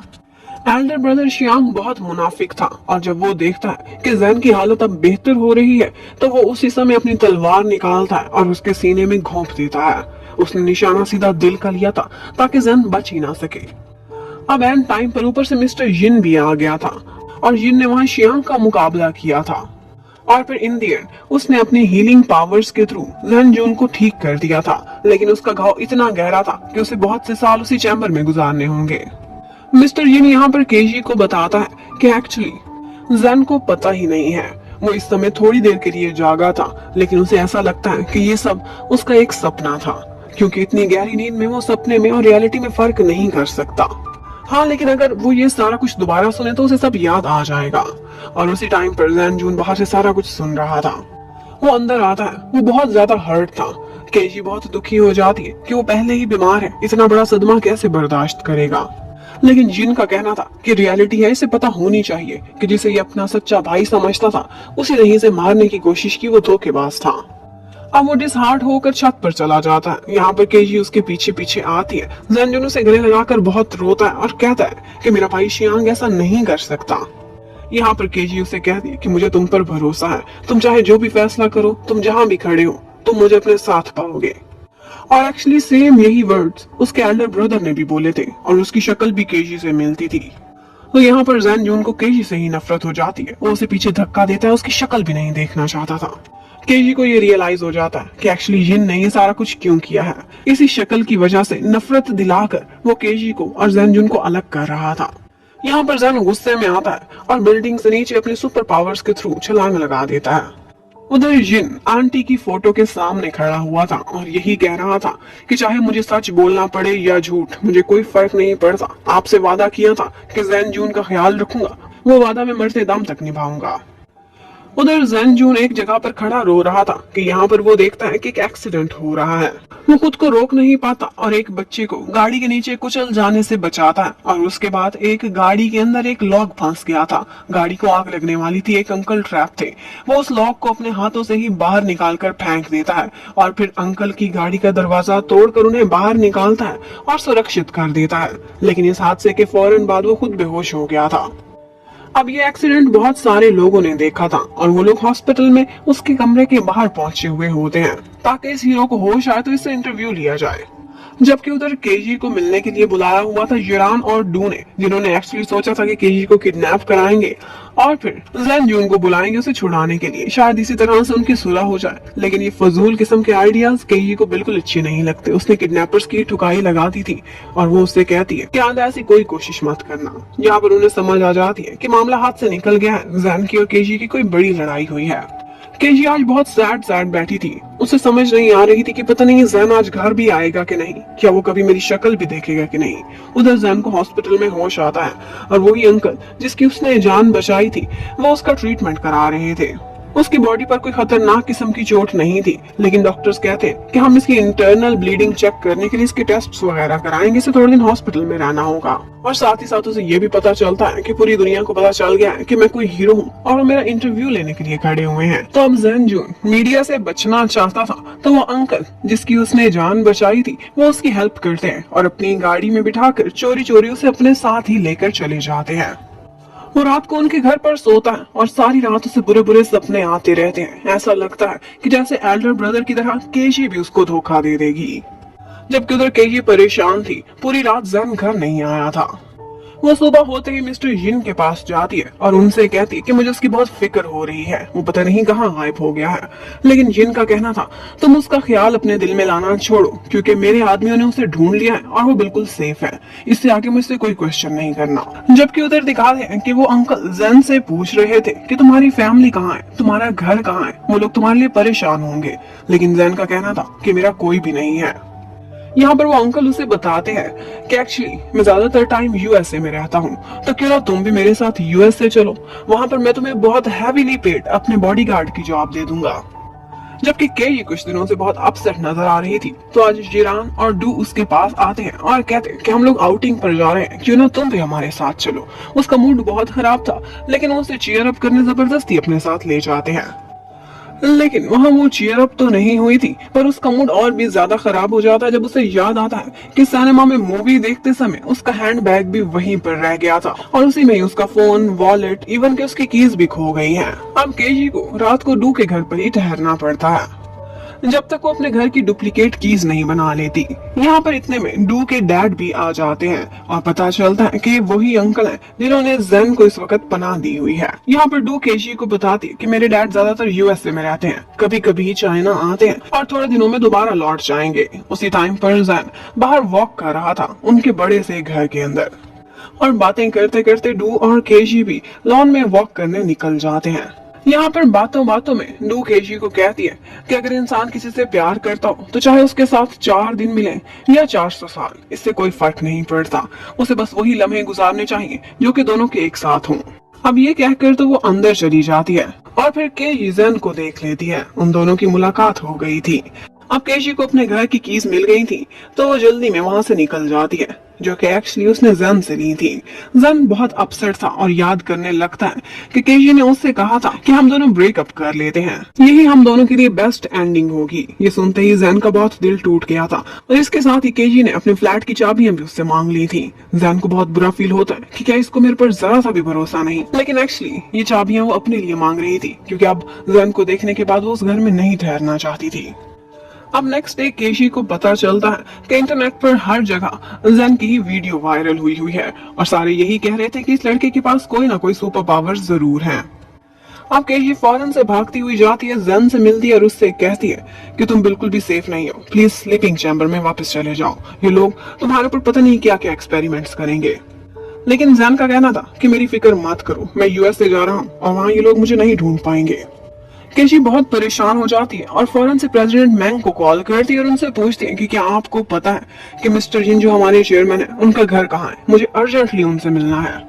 अब केशी चेयरमैन से मिलने के लिए जाती है और यिन को बताती है कि वो यूएस से जा रहा है, ऐसे वो कैसे सेफ रहेगा। लेकिन जिन का कहना था कि एक्चुअली डू के डैड मेरे ही आदमी है और उन्हीं के ही थ्रू मैंने पहले जेन जून के फेक डॉक्यूमेंट्स भी बनवाए थे, और अब उसे जाने दो, यही उसके लिए बेहतर होगा और जब ठीक लगेगा मैं उसे वापस ले आऊंगा। जबकि उधर मैंग जेलस होकर चेयरमैन जिन के ऑफिस में चली जाती है। पूरा फ्लोर उसका था जिसमें उसके राज भरे हुए थे। यहाँ से एक बुक हटाती है तो वो सीक्रेट चैम्बर वाले रूम में पहुंच जाती है। यहाँ पर उसकी बहुत सी पुरानी यादें और हर चीज लिखी हुई थी। और फिर हमें फ्लैशबैक में दिखाते हैं कि एक्चुअली वो एक एलियन था जो कि एक दूसरे प्लेनेट से आया था, उसके पास बहुत सारी सुपर पावर्स थी। यहाँ पर आया था तो उस जेन जून की आंटी नजर आई थी और उन्हें देखते ही पहली ही नजर में उसे आंटी से बहुत प्यार हो गया था। वो उनको दिल दे बैठा था और आंटी को भी मिस्टर यिन बहुत अच्छे लगे थे। मिस्टर यिन उसके लिए हर काम करने को तैयार थे, इवन कि उसने अपना प्लेनेट भी छोड़ने का फैसला कर लिया था और उसने वादा किया था आंटी से कि वो हमेशा जेन की सुरक्षा करेगा। लेकिन यहाँ पर आंटी की कुछ मजबूरियां बन गई थी। उन्हें अपने कबीले को बचाने के लिए अपने दुश्मन के साथ शादी करनी पड़ती है और ये फैसला लेना उनके लिए बहुत मुश्किल था, लेकिन वो ले लेती हैं और जिन से कहती हैं कि इस जन्म में तुम्हारी नहीं हो सकती क्योंकि मेरे पर फैमिली की रिस्पॉन्सिबिलिटीज हैं, लेकिन अगले जन्म मैं तुम्हारा साया बनकर एक एक लम्हा तुम्हारे साथ रहूंगी, ये मेरा तुमसे वादा है। और ये कहकर वो जेन जून को यिन के हवाले करके वहाँ से चली जाती है किसी और की दुल्हन बनकर। और आंटी के चले जाने के बाद यिन को पहली दफा पता चला था कि आंसू भी निकलते हैं और इंसानों को रोना क्यों आता है। अब इतनी सदियां बीत जाने के बाद उसे एक दफा मैंग मिली थी और मैंग को देखते ही उसे ऐसा लगने लगा था कि जैसे ये आंटी का ही दूसरा जन्म है। उन दोनों की बहुत शक्लें मिलती थी लेकिन मिजाज एक जैसे नहीं थे। मैंग ने ये सारा कुछ उसकी सीक्रेट बुक से पढ़ लिया था और वो फौरन से जेन को कॉल करती है, उससे मिलना चाहती थी। जबकि उधर हमें दिखाते हैं कि जिरान और डू इस वक्त केजी के घर पर आए हुए हैं। वो लोग इकट्ठे बैठकर बातें करते हैं और ड्रिंक भी करने लगते हैं। जबकि उधर जेन से मिलने प्रेसिडेंट मैंग जाती है। यहाँ पर जेन उनको बताता है कि आपकी शक्ल वाकई मेरी आंटी से बहुत ज्यादा मिलती है, अगर आपको थोड़ा सा गेटअप चेंज कर दे तो यकीन भी नहीं आएगा कि आप मैंग है या मेरी आंटी। यहाँ पर मैंग जिन से बहुत सारी बातें सुन चुकी थी, उसे किस तरह की लेडीज पसंद है, वो जिस पर्सनैलिटी का नाम लेता था, जेनजुन भी अपनी आंटी के बारे में बिल्कुल वही शब्द यूज कर रहा था कि उनकी इस तरह की पर्सनैलिटी थी। लेकिन मैंग को ये एक्सेप्ट नहीं था। वो कहती है कि चाहे तुम्हारी आंटी से मेरी शक्ल मिलती हो, लेकिन मैं तुम्हारी आंटी नहीं हूँ। वो एक और पर्सनालिटी थी जिसकी डेथ हो गई, और मैं एक और पर्सनालिटी हूँ। मेरी एक अपनी आइडेंटिटी है जो कि मुझे पसंद है। और इसके साथ साथ फौरन से जैन के माइंड में भी यही बात आने लगती है कि शक्लें सेम होने से या किसी के डिसेंडेंट होने से कोई फर्क नहीं पड़ता। हम किसी की अच्छाइयों का क्रेडिट या किसी की बुराइयों की सजा उसके डिसेंडेंट को नहीं दे सकते। यही ख्याल उसे केजी के बारे में आने लगता है। और नेक्स्ट सीन में वो केजी से मिलने के लिए उसके घर पहुंचा हुआ था। केजी ड्रंक थी, उसे देखते ही किस करने लगती है और कहती है कि मुझे मत रोको, मुझे पता है ये सपना है और सपने में मैं कुछ भी कर सकती हूँ। और फिर सीन नेक्स्ट मॉर्निंग पर शिफ्ट हो जाता है। केजी उठती है तो वो थोड़ी अजीब हालत में थी। उसे विश्वास नहीं हो रहा था कि ये सपना था कि रियलिटी। इतने में वो जैन को घर पर देखती है तो उसे विश्वास हो जाता है कि ये सपना नहीं था, ये तो सच था। अब जैन ने उसके लिए ब्रेकफास्ट भी बनाया हुआ था। केजी बहुत शर्माती है और कहती है कल जो होना था हो गया, अब इसके बारे में हम कोई बात नहीं करेंगे। जैन सबसे पहले तो उससे अपोलोजाइज करता है कि एल्डर ब्रदर पर मुझे गुस्सा था जो कि मैंने तुम पर निकाल दिया, ऑल्दो तुम्हारा इस सब में कोई कसूर नहीं है कि तुम्हारी शक्ल उनसे मिलती है। और यहीं पर ही केजी को पता चलता है कि एक्चुअली कल वो ड्रंक हो गई थी और उसका फोन यूज करके डू और यूरान ने शरारत की है, और उन्होंने ही जैन को मैसेज किए थे कि मैं तुम्हें बहुत ज्यादा मिस कर रही हूँ, प्लीज तुम वापस आ जाओ, मैं तुमसे बहुत प्यार करती और मेरा कोई दूसरा बॉयफ्रेंड नहीं है। यही मैसेज देखकर तो जैन उसके पास मिलने के लिए आया था, और उसके बाद वो हुआ जो कि हम पहले देख चुके हैं। अब इसके बाद केजी और जैन मिलकर जिन के पास जाते हैं और उसे बताते हैं कि हम दोनों एक हो चुके हैं। ये सुनते ही वो हैरान रह जाता है और कहता है कि तुम लोग ये कैसे कर सकते हो, इतना बड़ा फैसला कैसे लिया। और वो केजी को बाहर भेज देता है और जैन से कहता है कि क्या तुम्हें पता है तुम्हारे पास सिर्फ 8 महीने बचे हैं। लेकिन जैन का कहना था कि मुझे किसी बात की कोई भी परवाह नहीं, मैंने जितने दिन जीना है मैं केजी के साथ जीना चाहता हूँ। और इतने में हमें दिखाते हैं कि मैंग की मुलाकात केजी से होती है, और वो उसे दिखाती है कि देखो बहुत सारी वीडियोस हैं जो कि जैन जून की हर जगह वायरल हैं। पता नहीं क्यों, लेकिन मेरा मन कर रहा है कि इस लड़के की हेल्प करूं, ये बहुत इनोसेंट दिखता है।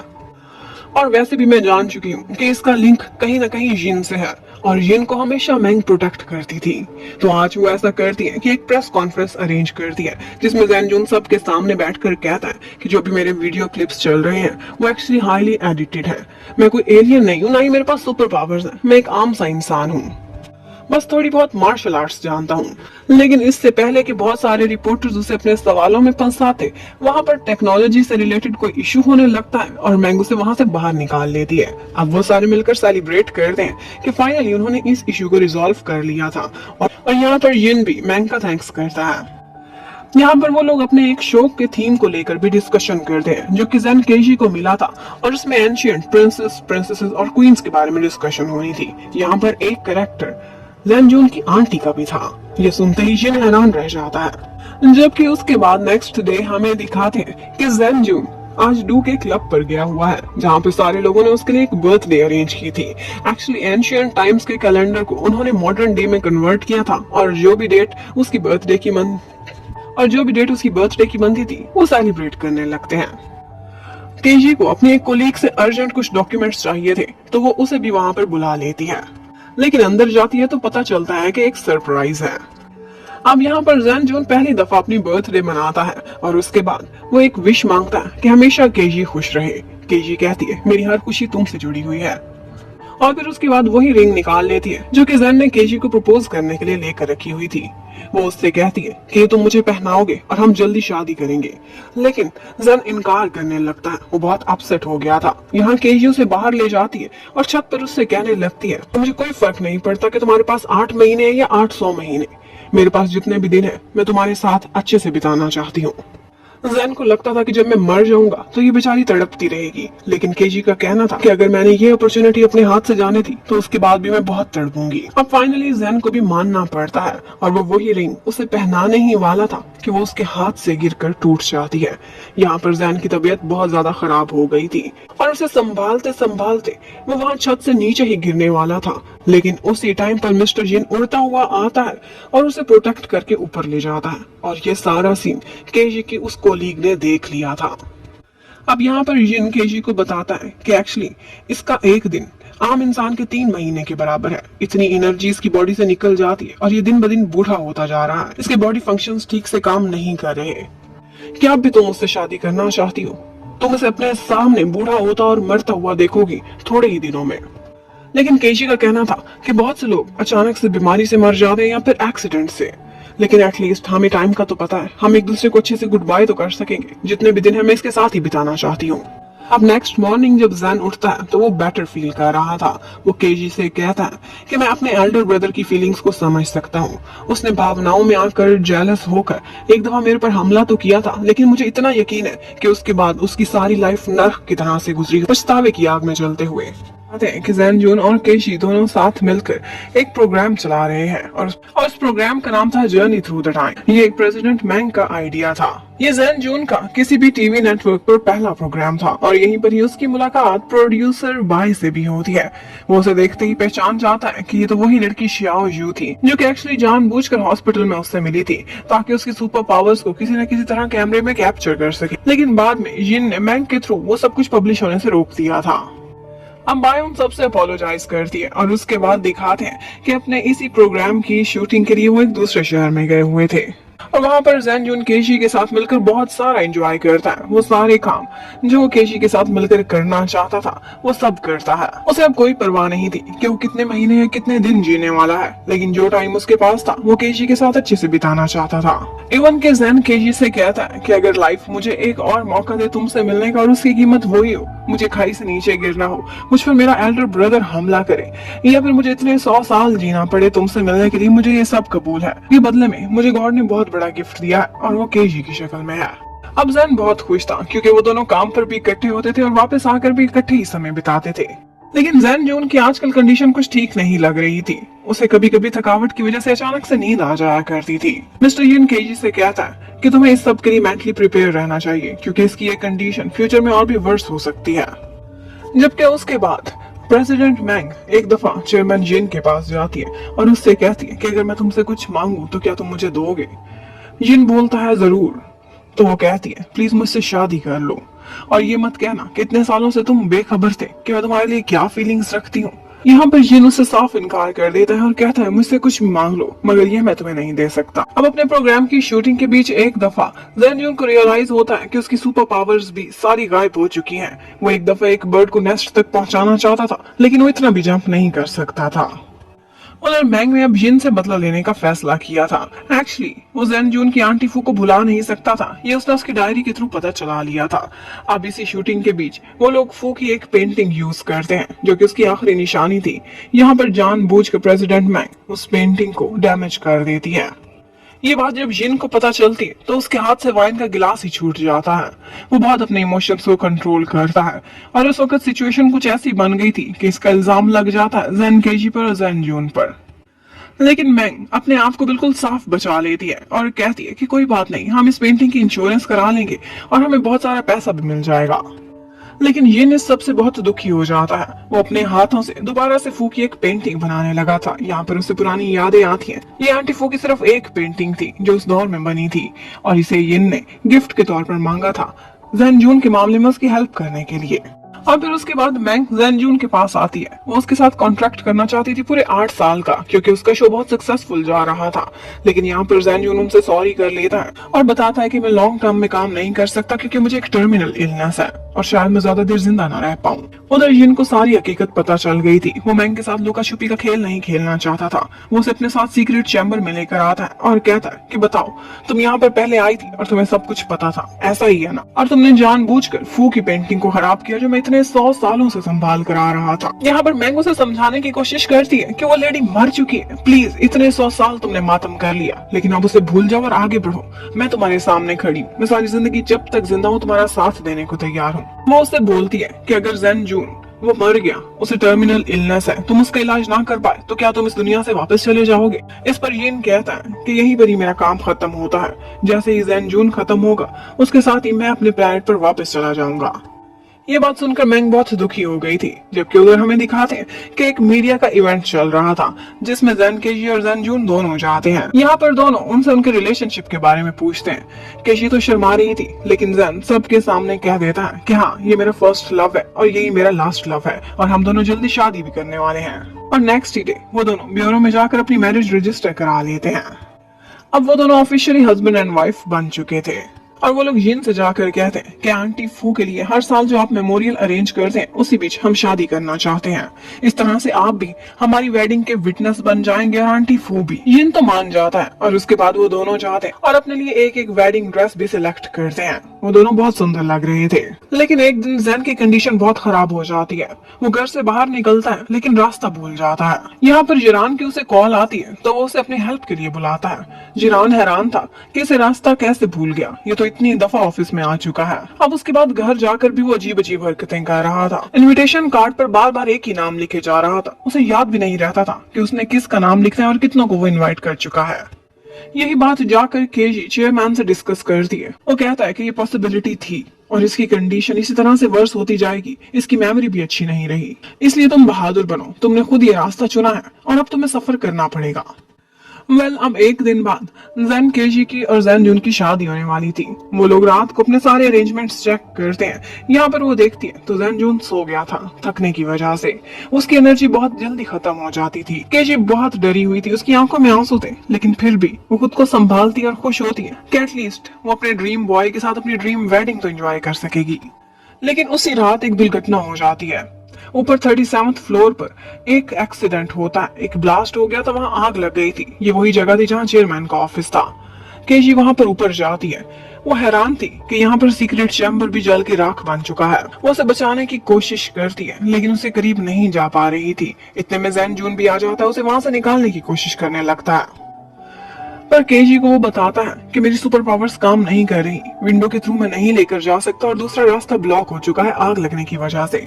इतने में जिन वहां पर उड़ता हुआ आता है और उन दोनों को सुरक्षित करके बाहर ले जाता है। अब केजी बहुत दुखी हो गई थी। उसने सोचा था कि जैसे ही हम दोनों की वेडिंग हो जाएगी उसके फौरन बाद ये स्लीपिंग चैम्बर में चला जाएगा, कुछ 100 साल सोएगा और उसके बाद ये ठीक हो जाएगा। वो उसे मरता हुआ नहीं देखना चाहती थी, लेकिन अब वो बहुत दुखी हो गई थी क्योंकि वो चैम्बर भी चला गया था। वो यिन को कहते हैं कि तुम इस तरह का दूसरा चैम्बर बना सकते हो, लेकिन उसका कहना था कि ये टेक्नोलॉजी और ये सुपर पावर्स इस प्लेनेट पर मेरे पास नहीं है। ये चैम्बर में वहीं से साथ लेकर आया था और जहाँ जैन जून का नुकसान हुआ था उसके साथ साथ यिन का भी हुआ था, क्योंकि यही चैम्बर वो रास्ता था जिसके थ्रू वो वापस जा सकता था। अब वो भी खत्म हो चुका। अब एक दिन केजी देखती है कि जैन जून घर पर नहीं है। वो किसी काम से बाहर निकला था, अपना फोन ले जाना भूल गया था।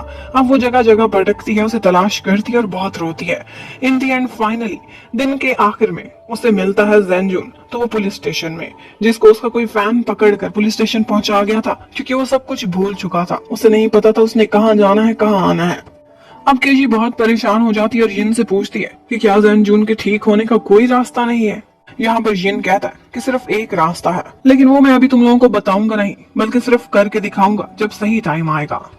यहाँ पर यिन उनको बताता है कि स्लीपिंग चैम्बर को खत्म करने का सिर्फ एक ही तरीका था और वो था कि इसको ओशन वाटर के केमिकल के थ्रू डैमेज किया जाए, उसी से ही इसमें ब्लास्ट हो जाता है, वरना सिर्फ आग इसको नहीं जला सकती थी। और फिर उसके बाद सब राज पता चल जाता है जब मैंग यिन को मिलने के लिए बुलाती और उसे बताती है कि मैंने ही उस चैम्बर को और तुम्हारी सारी निशानियों को डैमेज किया है।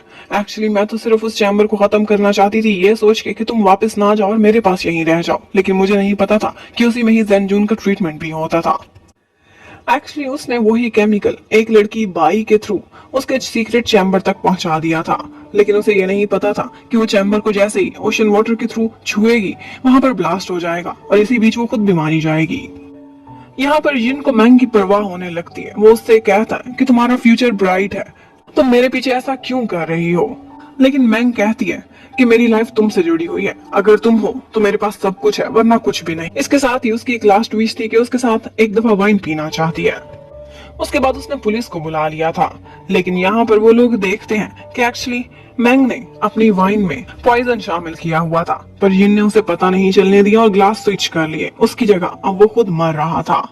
मैंग ये देखकर बहुत दुखी हो जाती है कि तुमने मेरी खातिर जान क्यों दी है। बस वो सारे उसे देखकर रोते रहते हैं और सबकी नजरों के सामने यिन इस दुनिया से चला जाता है। अब उसके फ्यूनरल का दिन आ जाता है। वो लोग उसकी ग्रेव पर बारी बारी जाते हैं और यहीं पर जैन की तबीयत बहुत बिगड़ जाती है। वो बेहोश हो जाता है। जब वो हॉस्पिटल में एडमिट था तो यहाँ पर डू के डैड सबको बताते हैं कि एक्चुअली मेरी फैमिली इनहेरिटेंस में जिन का ख्याल रखती थी। वो एक एलियन था और आंटी फू के स्पेशल सर्वेंट में से एक फैमिली थी जिसके सारे डिसेंडेंट्स हमेशा जिन का ख्याल रखते थे। और मैंने ये बात अब डू को बतानी थी क्योंकि आगे डू की ये ड्यूटी होने वाली थी, लेकिन उसको बताने का मौका ही नहीं पड़ा। उससे पहले ही जिन इस दुनिया से चला गया। अब जैन हॉस्पिटल से घर आ जाता है।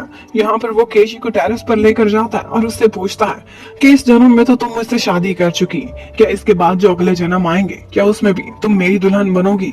उसमें हम खुशी खुशी अपनी जिंदगी इकट्ठे गुजारेंगे। और केजी भी उससे वादा कर लेती है। जबकि उधर जिरान और डू ने भी शादी करने का फैसला किया था। एक्चुअली डू प्रेग्नेंट हो गई थी और जिरान को भी लाइफ में पहली दफा लगा था कि उसे सच्चा प्यार हो गया है। वो दोनों शादी का फैसला करते हैं कि हम उसी दिन शादी करेंगे जिस दिन जैन केजी और जैन जून शादी करने वाले हैं। अब शादी से एक दिन पहले वो दोनों अपना फोटो शूट कराते हैं। जैन जून की तबीयत बिल्कुल भी ठीक नहीं लग रही थी, लेकिन वो खुश था कि एटलीस्ट उसे केजी के साथ ये दिन देखने का तो मौका मिला है। वो उससे वादा करता है कि जब मुझ में हिम्मत हुई और जब मेरी बॉडी में इतनी शक्ति हुई तो मैं तुम्हारी जरूर सुरक्षा करूंगा। लेकिन ये कहते ही वो बेहोश हो जाता है और डॉक्टर बताता है कि जितनी इसकी कंडीशन खराब है मुझे नहीं लगता कि ये कल तक जिंदा रह पाएगा या फिर होश में भी आएगा। लेकिन केजी ने भी फैसला किया था कि वो उसके साथ जरूर वेडिंग करेगी। इतने में केजी उसका रिकॉर्डर सुनती है तो उसे पता चलता है कि जैन जून ने अपनी सारी की सारी इनकम जो शो के बाद उसे मिली थी वो इस जगह पर लगा दी थी कि जैन केजी को अगले 80 इयर्स तक उसकी बर्थडे, उनकी एनिवर्सरी, क्रिसमस, हर स्पेशल डे पर एक गिफ्ट और साथ में बुके भी मिलेगा। ये सुनते ही वो टची हो जाती है। अब नेक्स्ट डे उनका वेडिंग डे था जब जैन जून होश में तो नहीं आया था, लेकिन उसे व्हील चेयर में तैयार करके वेन्यू में पहुंचा दिया जाता है। यहाँ पर वो दोनों एक दूसरे से रिंग्स एक्सचेंज करते हैं। केजी सोचती है कि काश इसे एक दफा होश आ जाए और उसी टाइम पर जैन जून की आंखें खुलती हैं। वो कहता है कि मैं तुम्हारे साथ वाउस लेना चाहता हूँ, लेकिन इससे पहले कि वो वाउस लेता वो दोबारा से सो जाता है। अब केजी को लगा था कि शायद इसकी डेथ होने वाली है, लेकिन उसी समय हमें दिखाते हैं कि बिल्कुल लाइट वर्म की तरह के कुछ एलियंस उस वेन्यू में पहुंचते हैं जो कि एक मैजिकल कंडीशन में वहां पर जैन जून को अपने साथ गायब करके ले जाते हैं।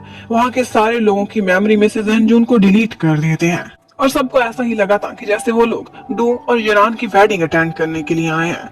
लेकिन उनके इतने मैजिक करने के बावजूद भी जैन केजी को कहीं ना कहीं जैन जून की यादें रह गई थी, क्योंकि उसके लिए बहुत स्ट्रॉन्ग फीलिंग्स थी। केजी को हमेशा बुरे बुरे सपने आते थे। उसे हमेशा जैन जून की यादें आती थी जो कि किसी और को पता भी नहीं थी। इसीलिए वो एक दफा पुराने चेयरमैन का ऑफिस खुलवाकर उसमें जाती है। वो जैसे ही वहां पहुंचती है तो एक लाइट वर्म की शक्ल में मिस्टर जिन उसके सामने आता है और कहता है कि मुझे पता था तुम यहाँ जरूर आओगी, क्योंकि जितनी भी कोशिश कर रहे हैं तुम्हारी मेमोरीज में से जैन डिलीट नहीं हो पा रहा। वो उसे बताता है कि मैंने कहा था ना एक रास्ता है, वो यही रास्ता था। वो उसे बताता है कि जिस वक्त मैंने जहर पिया था उस वक्त इस दुनिया के लोगों की तरह से तो मैं मर चुका था, लेकिन मेरे प्लेनेट पर सिग्नल पहुंच चुके थे। वो लोग मुझे बचाने के लिए आ गए थे और मैं उनके साथ वापस जा चुका। वहां पर मेरा ट्रीटमेंट हुआ, मेरी रीइंकार्नेशन हुई और इसके साथ ही मैं जैन जून को भी अपने साथ ले गया। वहां पर अब उसका ट्रीटमेंट चल रहा है। इसलिए बेहतर है कि तुम उसे भुला दो। तुम्हारी उसके साथ वेडिंग हो चुकी, जो तुम्हारा सपना था वो पूरा हो गया। अब अपनी जिंदगी जियो। जबकि उधर हमें मैंग को दिखाते हैं। वो अब स्पेशल ट्रीटमेंट ले रही थी, क्योंकि जब से जिन ने उसकी नजरों के सामने जान दी थी उसकी मेंटल कंडीशन ठीक नहीं रही थी। और फिर इसी तरह से बहुत साल बीत जाते हैं। दिखाते हैं कि एक दफा एक एलियन दोबारा से धरती पर आता है और वो जैन जून होता है। उस वक्त केजी बूढ़ी हो चुकी थी, लेकिन जैन जून इस वक्त बिल्कुल ठीक ठाक खड़ा हुआ था। उसका ट्रीटमेंट कंप्लीट हो गया था। वो आकर केजी से पूछता है कि इतने सालों तुमने शादी क्यों नहीं की? तुमने मेरी याद में क्यों ये सारे साल बिता दिए? आगे से केजी कहती है कि जब मैंने तुम्हें पा लिया तो मैंने बेस्ट हासिल कर लिया। तुम्हारे बाद मेरे दिल में किसी को जगह नहीं मिल सकती थी। जैन जून उससे कहता है कि तुम जैसे मुझसे सच्चा प्यार करती हो, मैं भी तुमसे उतना ही प्यार करता हूँ। एक किस करता है और उसके बाद वो उसे अपने साथ एलियन बनाकर दूसरी दुनिया में ले जाता है और यहीं पर ही इस स्टोरी की एंडिंग होती है। Thank you for watching. Bye bye.